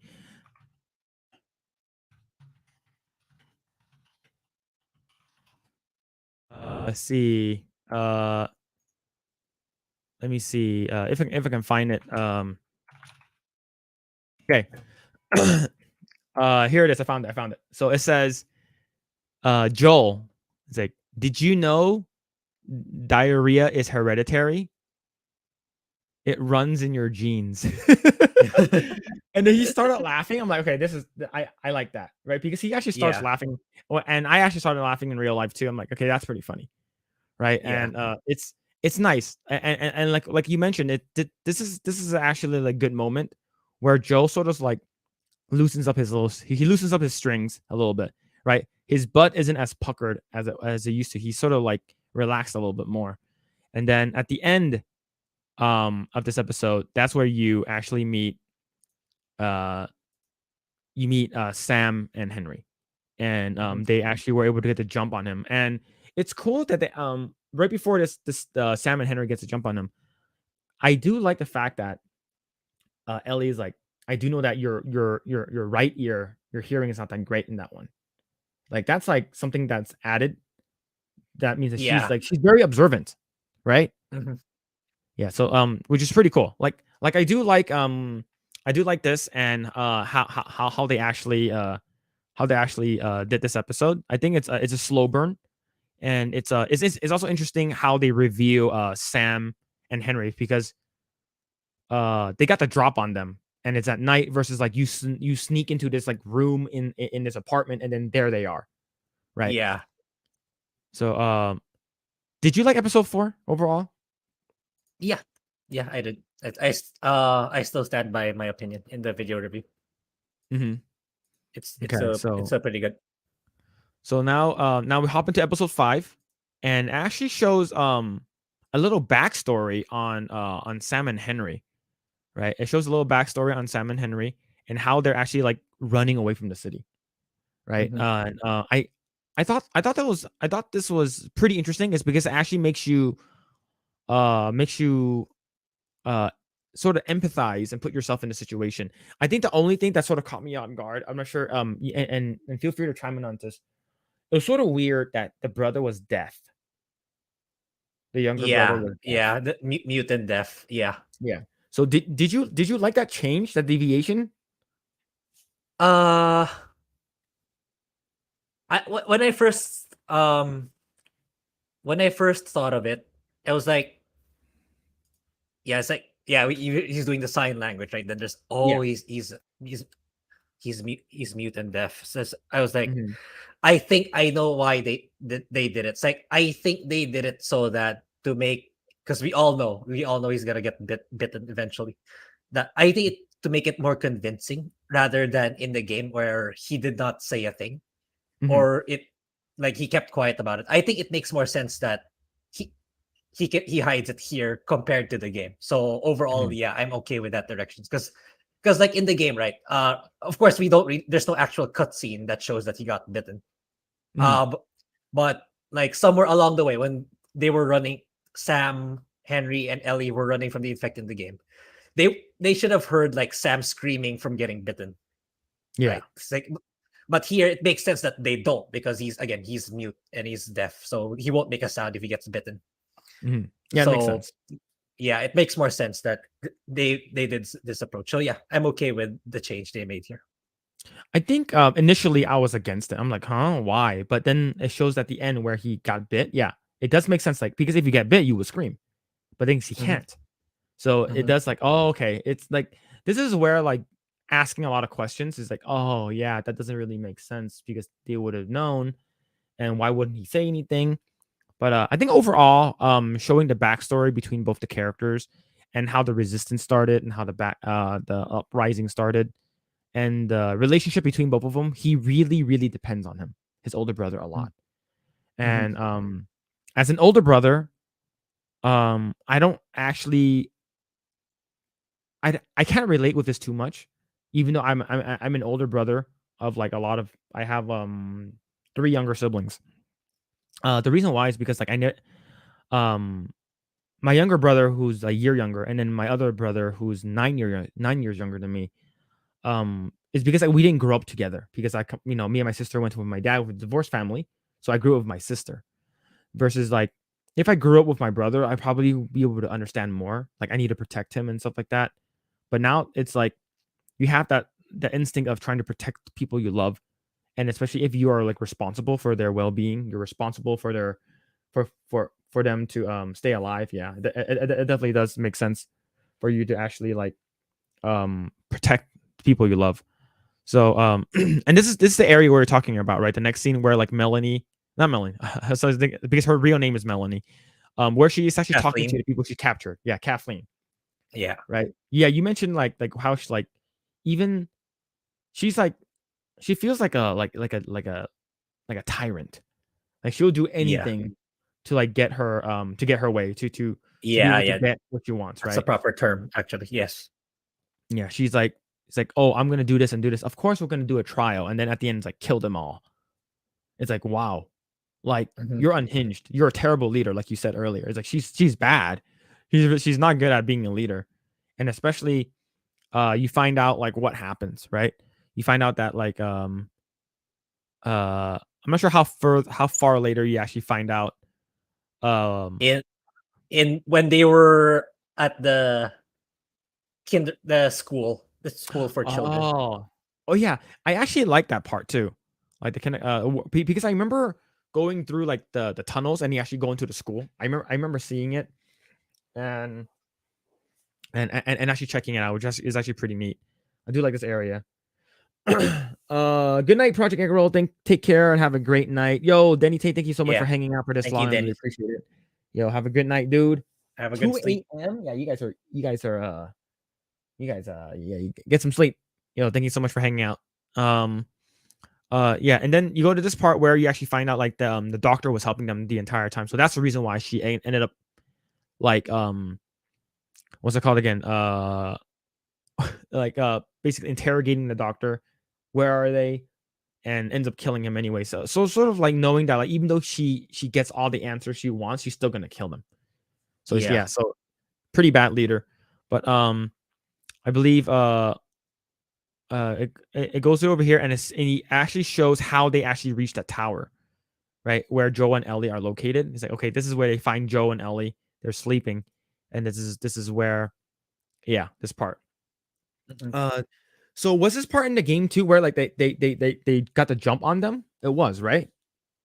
Do you No, no, no. remember? It was the other way around. It was Okay. actually them who got the jump on Sam and Henry. But it was kind of like a tiebreaker because Sam was holding the gun on either Joel or Ellie too. So it was kind Mhm. of like a stalemate. Not like Okay. here in the games where it was in the game it was in daylight. It was during the daytime. Yeah. But yeah, anyway. Yeah, I think having it during nighttime it does make sense for them because it's easier to sneak around during nighttime. But Mhm. later on, there's like a little part where they're trying to escape, where it's like they went during the daytime or something like that. It's sort of like they changed some stuff up, but I think overall I think I'm fine with it, right? Yeah. And then this is where they you find out that they're actually like working together Yeah. and yeah, they're working together and how like we're going to get across, and then how we're going to get across, right? How do we get across? And then it's like through the tunnels. And then this is where I actually like the part that they went downstairs. And I think during this part you actually get like you see, I think it's here, if I'm not mistaken, where like Sam and Henry. Which one? Which one is Sam? Is a kid, right? Sam is the younger brother. Yeah, Sam's the kid. Okay, so Sam in the game, Sam seems like he was a little bit closer in age with Ellie, like maybe like a year Yeah, yeah, or two yeah, younger. yeah. Yeah, Here but over he's here it seems like significantly he's like, younger. yeah, he seems Mhm, like he's at least like 5 years younger, like he's like mhm. 8 or something like that, which is eventually what happens even more sad, right? Yeah, yeah. It's pretty nice, and they get sort of like a brother sister kind of like relationship, in my opinion. Mhm. And let's see. So this is where they go Yeah, into the tunnels and they go downstairs yeah. and they What do you go in think here. about Henry being inexperienced?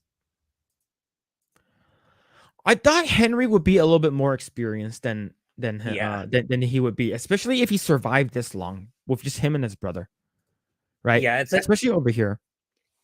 yeah, and I'm kind of that's probably my biggest gripe for this episode. It's like you were able to kill the leader of the resistance with you being inexperienced. It's like it's a hard sell for me, right? Hmm. Because this was the portion where Henry reveals to Joel what he did to cause Kathleen to be angry at them. Like Yeah. so Sam needed medicine for his leukemia to survive, but the resistance did not have it.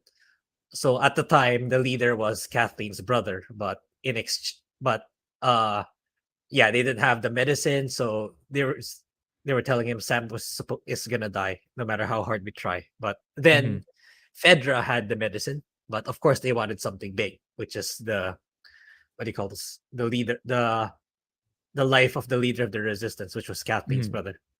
So yeah, Yeah. I mean, an inexperienced dude could possibly take him down, which is it's a hard sell for me. Yeah. In the game, was he more experienced? Well, based in the combat of the game, he kind of is. Yeah, Mhm. he kind of is if you think about it. The sniper portion because they included the sniper portion here. Yeah. He didn't like just blindly try to run away, unlike here, because that's what he did. Like Oh, yeah, I remember yeah, that. mhm, Okay. Yeah, but I think I preferred him to be a little bit more experienced since he was able to survive this long. He was able to take care of his brother. mhm. Like he should have been a little bit more ready. At least not like at least a little bit, but like over here it seems like he's a little bit not experienced. But I do like this area where the like you see him and Ellie start playing ball and they started getting along and they start talking. There's some character growth there. Mhm. And let's see, this is the part where see he talks about her and her brother, and then this is the part where they actually go and they actually were finally able to escape from the tunnels. And this part was during the day, I remember. I think Yeah, uh I think I know why they did it at nighttime. I think it's to make the bloater look more scary and intimidating, right? yeah, Like makes sense. Mhm. and the thing is that the butt is because and they don't have to use that much. They can use more 3D here, like more Yeah, CGI versus like actual yeah, stuff. Is because there was a shit ton of like walkers or like zombies that popped out of that like underground thing, and yeah. they even talked about it earlier, right? I believe it was a Kathleen and like her subordinate like went into like this area, and they saw like the floor moving. Mhm. Episode 4. That was in episode Yeah, 4. It's that's like episode 4, right? Yeah, that was that the fact. Do you know why the floor was moving? Was it because like a bunch of the undead were like under the area, yeah, or I think that was being implied. It's like I know I was sure. Okay, that's probably a bloater and some other infected. Then yeah, Mhm. I was right. It's like Perry was that was like a premonition. It's like it shows Kathleen's flaw as a leader. Like she's too Mhm. blinded by emotions. Like Yeah, her second the in fact that command, like saying yeah, go ahead. we need to tell the others. We need to tell the others that there's a shit ton of infected. It's like okay, no, we find Henry and Sam first. Then yeah, Yeah, it's like I thought that was extremely irresponsible as a leader. It's like, oh yeah, I'm not gonna let anyone know other than you that shit's about to go down. I'm like, oh my god, it's like you're you're you're not gonna survive, and we do know the outcome eventually. And I do like how she goes. I do like actually how what happens to her. But this part, Joe got up to the tower really fast. because there was a snipe. Chat, if you haven't played the game, when you go into the city, like you get sniped like immediately from like by a guy, and it's during the daytime. And it took me like an hour to get up there because there's so many bad guys. And then when you get up there, it's like an old man, right? Versus a guy in a hat. It's like this old man over here, and it's like, oh, okay. And then like he's like, don't do it, don't do it, don't do it. And then he points a gun and he shoots him. And then you hear Kathleen. He's like, hey, Anthony, we're almost Yeah. there. Hey, where are you? We're like, oh shit. So, yo, Stephen Steven Brown, yo, how's Brown. it going? How's it Hello. going? Hello. Hope you're doing well. Yo, I'm. It's thanks for stopping by this late in the stream, but it's also late. Like it is 12 a.m. here. So but yo, thank you for stopping by. Hope you're doing well. Hello there. But yeah. So you have this part where it's like, and then I remember, okay, this is the part. It's gonna be like that in the game. It's gonna be like that in the game, right? Hello there. Yeah, General Kenobi. um, I remember I sucked at this part so bad. Is because the sway is really bad, right? You don't have the. It's like, oh my god, like I can't like control the rifle. But this part was pretty close to the game, in my opinion. Yeah. Yeah. Versus it's because as during this part, it was like a couple of people that were chasing you, maybe like 10 to 15 people, or maybe Yeah. A lot. 20. But this one was like, oh, her whole entire like army is coming. I'm gonna get them. And then of course you get the like they ram through the car and stuff, and this is where like they were running over here, right? They were running, and then I believe Joel shoots the driver. Yeah. And But it causes the car to and that there was like a plow. There's a plow truck that runs into a building, and then I'm like, oh shit. And for me, I didn't like this part that much, is because how like I don't know, like how Henry was like, okay, I'll come out. Like it wasn't like I know this part was played a lot differently in the video game, but I felt like he was like, oh, okay, I'm gonna give myself up, and as long as my brother can live. And she's like, that's not gonna happen. And yeah. Yeah. did you like how this whole scene played out? Like, do you like the tension? Uh, I already like when that truck land crashed on the house with the explosion. Like, okay, I know how this is gonna turn out because, like, yeah, it's a large explosion. There's no way the infected was not alerted by that. It's like, Mm-hmm. yeah, maybe the sniper shots. I can be convinced that they did not get alerted, but a truck explodes. Yeah, it's they're so gonna get awakened for sure. Yeah. Yeah, I agree. It's like you already know how Kathleen acts and behaves, so Mm-hmm. it's like, why even bother trying to surrender yourself when your brother's like literally beside you? Because it's like, Mm-hmm. what are the odds of your brother not getting shot in that instance? So if Mm-hmm. I were Henry, I could have just tried to continue running all the way to Joel at least, rather Yeah. than just surrendering like that. Yeah, I agree. Yep. And then the fun begins. Of course, you see her over here, and Joel's looking down and knowing that he's gonna surrender himself, right? And then he's like, okay, and of course she brings a gun out, about to execute him. And then you have the truck that basically falls down. This causes this giant sinkhole. It's funny is because you sort of they foreshadow this, right? It's like they're all Yeah, underground. They're all yeah, underground now, and they're not up. And it's like, okay, and you haven't seen any like zombies or undead. And then this sort of like your typical like zombie movie. It sort of zooms in like really close, and then nothing happens, and all of a sudden they just start bursting out like, and I'm mm, like, I wonder if a bloater is gonna pop out, right? And the chances of that was like, oh yeah, bloater's gonna pop out, and I'm like, okay, cool. This is actually really cool because I like how when this part happened, I like how it happened. It's because like, oh, now you have the resistance and the undead with our heroes like all up in this mix. What's gonna happen, right? And it's I thought this part was pretty cool. And I do like the part where like Ellie was like, I'm going to like she basically starts running because she sees a little tiny hole, right? And it's this sort of goes back to episode 4, where it's like where Joel is like, you see that hole over there? crawl inside and don't come out. And it sort of like does like a sort of callback to that, is because she actually does find the Yeah, car yeah. and goes inside, and she crawls inside the car right over here, which is pretty neat. This song, here it is. This is where the bloater comes out. You fucking big boy, boom, boom, boom, and this Yeah. is all 3D, which is pretty cool. I actually thought that the bloater, I seemed like they made him a lot bigger. Like he's a lot taller than he was in the game. I think in the game he was like just a really, really big, what's it called again? And sort of big. I mean, like sort of like a fat version of a clicker that's all over the body. But this one, he's like 7 foot, 8 foot tall. Like he was large. Is because when you actually see him holding the second in command, he sort of lifts him up by like the neck, right? Mhm. Yeah, Yeah, so which then is pretty cool. twist. Yeah, they actually made him stronger because, like, in the game, if you get caught by that, you just get he doesn't fully tear your head off. He just Mhm. claws his way into your head, and that's how you get infected. But here, Yeah, he and just outright tears it off. he doesn't throw stuff at you too, huh? Like in the game, he throws shit at you, right? Yeah, yeah, it does. I think in the show, they sort of make him sort of feel like Mr. X from like Resident Evil 2, where he's Yeah, like this yeah, big thing chasing after you, and your bullets does nothing to him, which is actually it's actually pretty nice. I do like how big and terrifying this thing is. But the part that I liked was this part right here.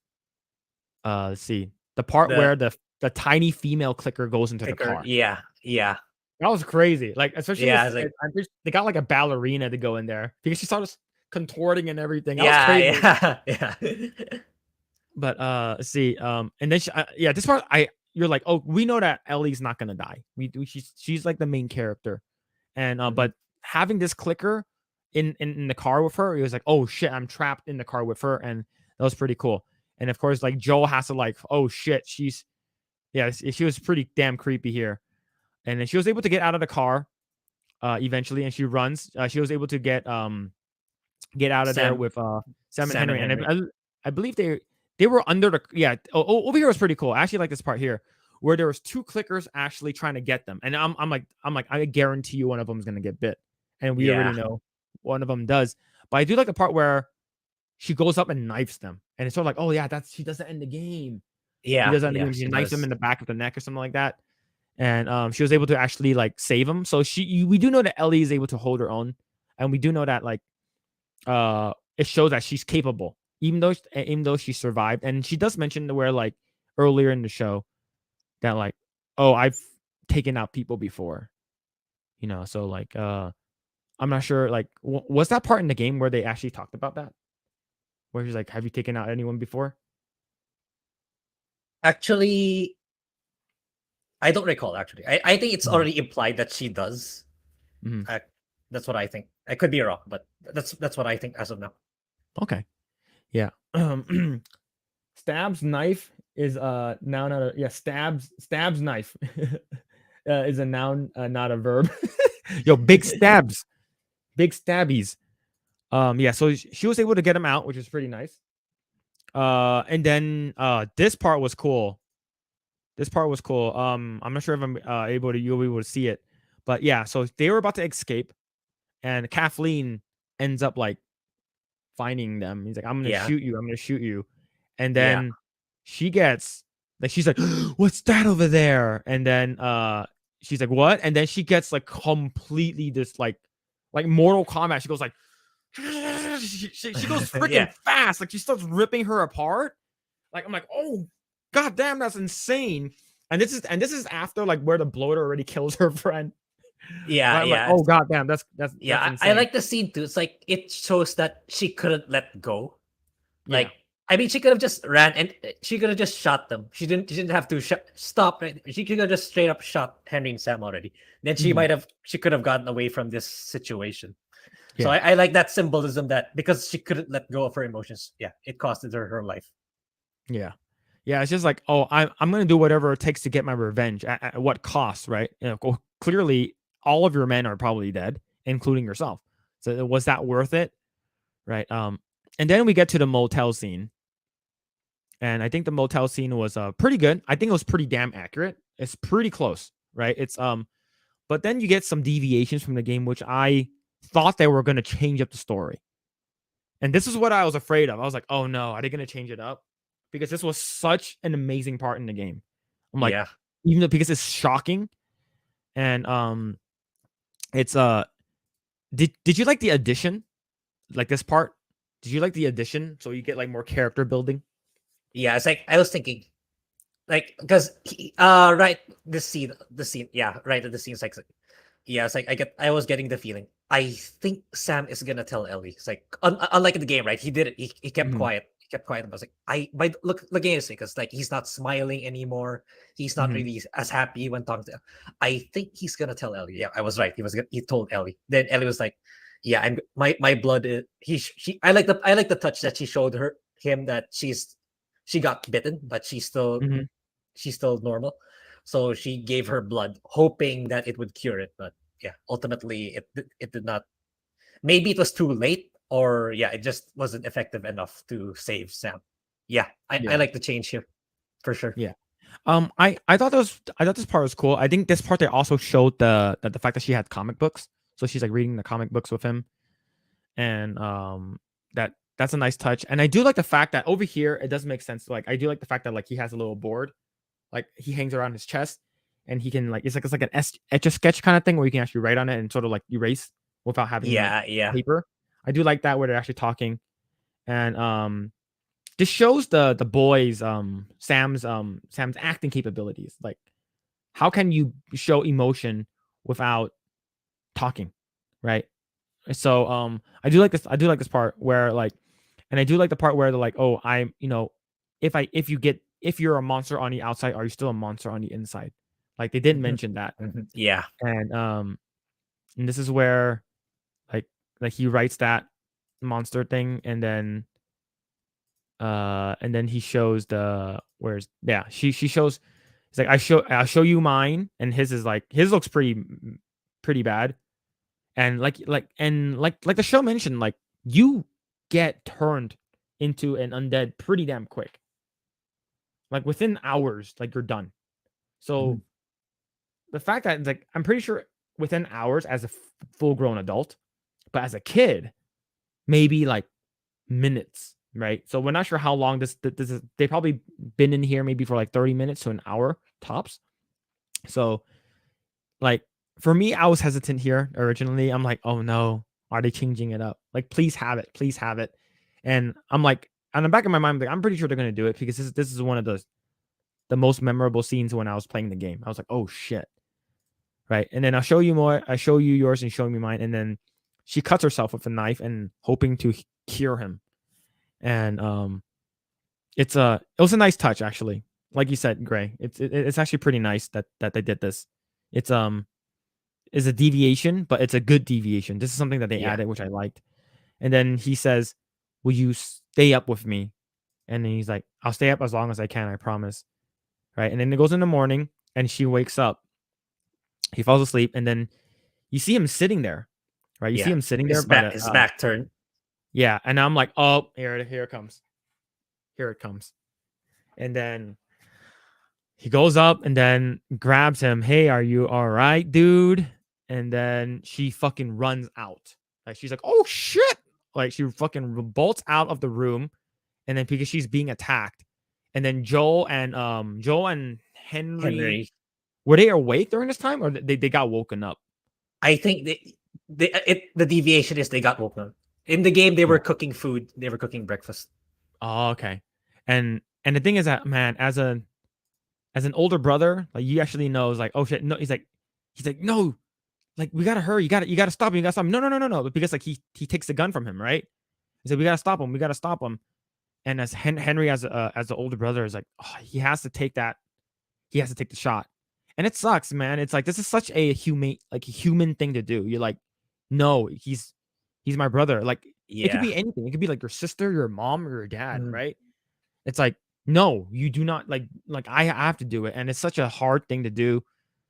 Like just thinking about it, it's like no, I'll do it, and then he ends up shooting his little brother in the The head brother. to stop him, and it's pretty sad. Like the scene was done pretty well. I think it ended a little quicker than I wanted. Like if it lasted maybe another like 30 seconds, because of the shock, right? It's because of Yeah. shock value. So then he's like, "Oh shit, what did you do?" And then he's like, "Oh shit," and then he's like, "What did I do? What did I do?" And then he ends up taking his own life. Yeah, Mhm. old Yeller style, yeah. Yo, old Yeller. Oh damn, I haven't seen that movie in ages, man. Old Yeller, come back, Yeller. Yep, man. It's just like I'll do it. I'll do it, Paul. I'll take him out to the backyard, right? And he ends up, man. It's just the acting here is good. The acting here is good. You can see the pain in his eyes, and it's just like he's already like gone through so much shit, and the only person that he's cared about is gone. And this sort of goes back to, in a way, Bill and Frank in a little bit, right? What was Henry's purpose now? He has no purpose, Yeah. Yeah. right? And that's where Joe is like, come with me, come with me, come with me. Like, no, we can handle it, we can handle it. Yes, his purpose is gone. He has no one to Mhm. take care of. And the thing is that I was watching episode 3 with my wife, and she said the episode was a filler, right? It was a filler episode, and she doesn't get she doesn't really get too much about like what happened. And she said that just she said, "Oh, this episode was sort of dumb," until he said, what until Frank asked him, "Why did you do that?" He said that because I had no purpose in life and you were my purpose, right? So you sort of, and then that's when my wife was like, okay, then it's not as bad as she thought it was. Overall, the episode was okay. Versus here, you have over here, I think this one hurt me a little bit more.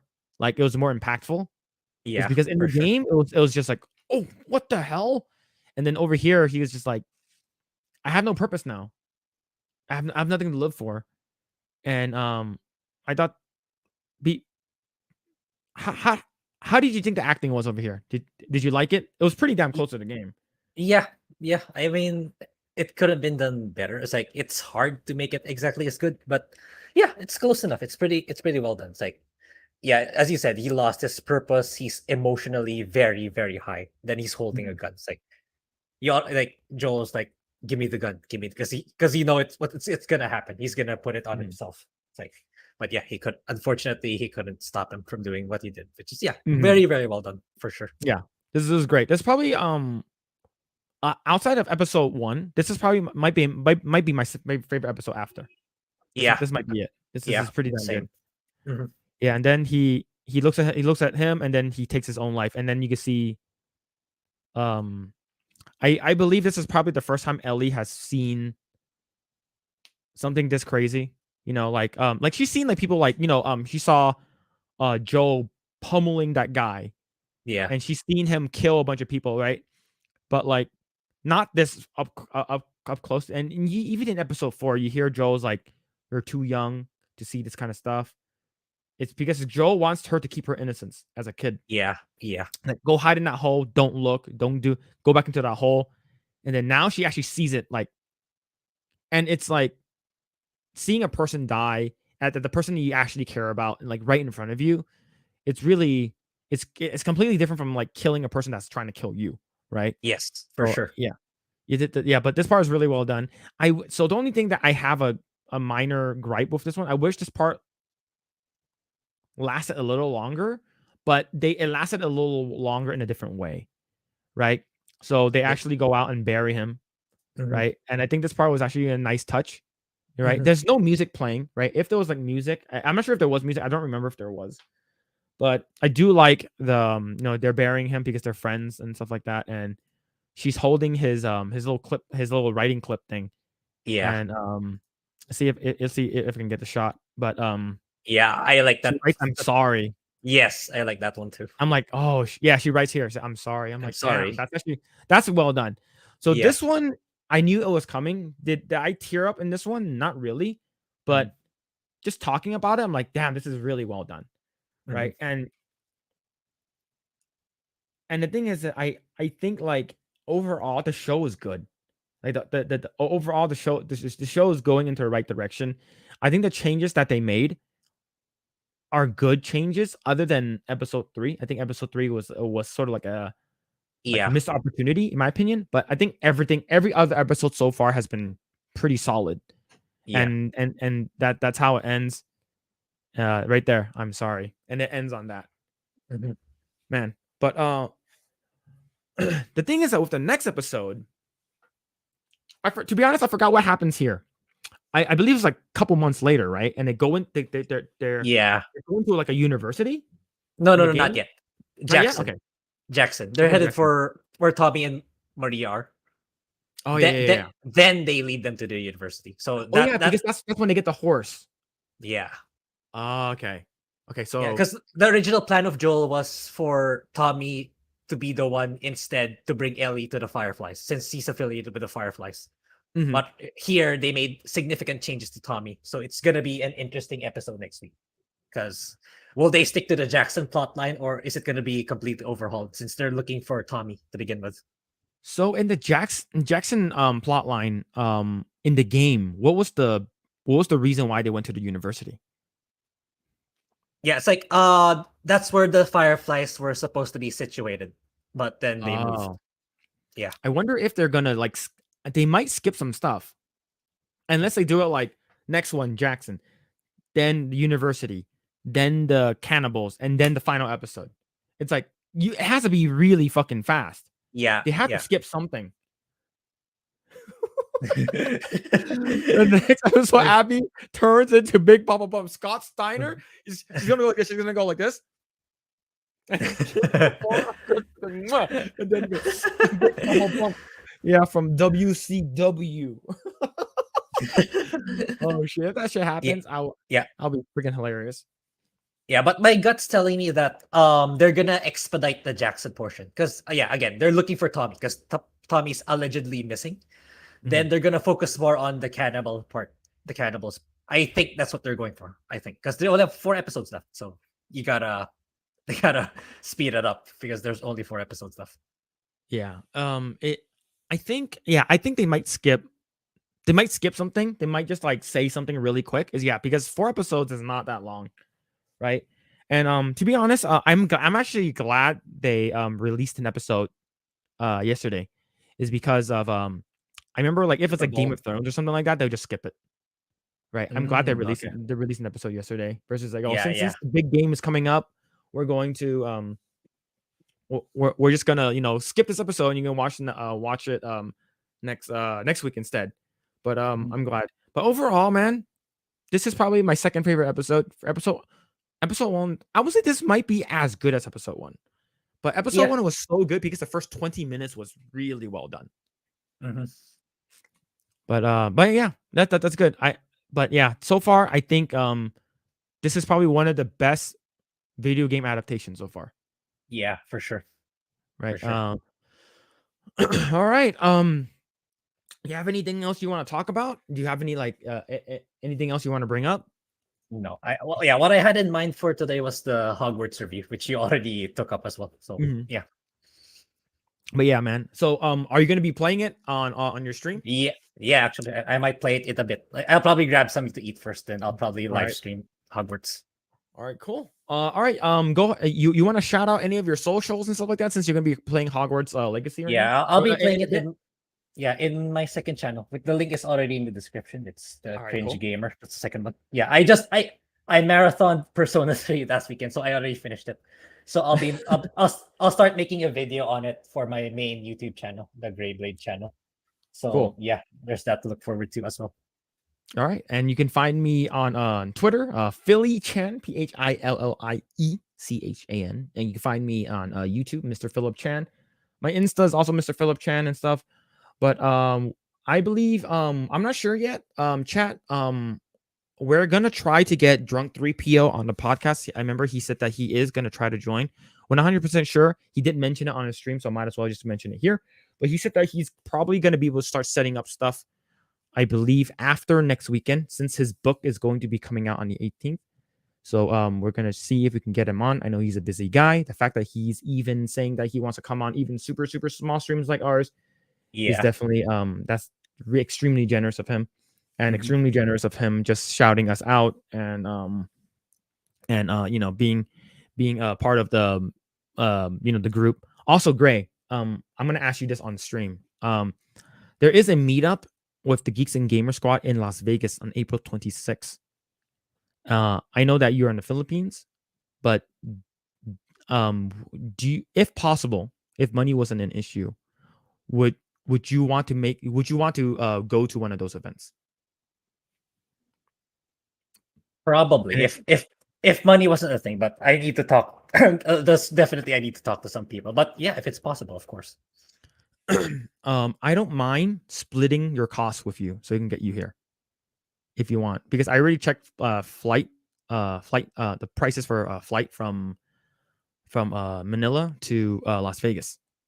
It's not as expensive as I thought, but it is spring break, so it might be. I'm not sure if it's out of your budget, but we can talk more about that. I do want to bring it up because it's I might go. So the thing is that like if I might go, like I would like you to be there too. So Yeah. so we can actually meet like Gary, Jeremy, Ryan Kinnell, like Jay, like all of the geeks and gamers. I believe Mhm. they rented out a bar, a section of the bar at I forgot what hotel, the entire bar, and they're gonna be there for a week or so, but I'm not sure how long you have because I'm not sure about your work and your schedule. So I just wanted to bring it up if you are interested. But yeah, man.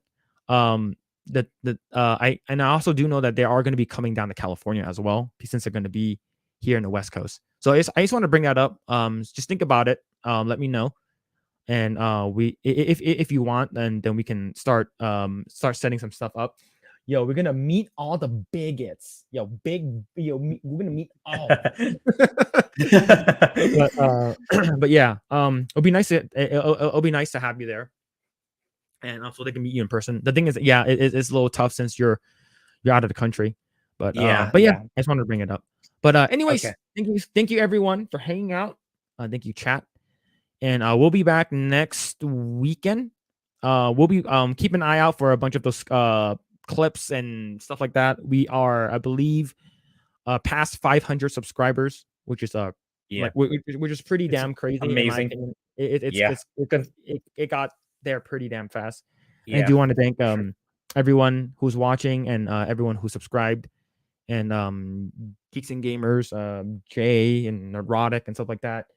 I do really appreciate because actually neurotic also shouted us out as well, and it's actually in one of his clips, which is but I asked, I super chatted him, so this is a little different.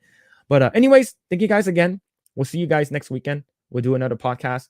I want to see if I can try to get Dave on, maybe talk about the show. He's been watching the show as well, and maybe see if he wants to talk about the Justin Roiland thing. We'll see if he can talk about it. But if not, then we're just gonna be us, and we're gonna be talking about more stuff. We'll see what other stuff we can talk about since there's no more Velma, Yeah. which is great. But anyways, chat. Thank you guys so much again. Have a fantastic day or night, and thank you for. And if you guys haven't done so, please subscribe, like, share, all that kind of stuff. So hopefully we can get to 1,000 within the year. That'd be super nice. And all right, I'll talk to you later. Have a great night, chat. All right. See ya. Yeah.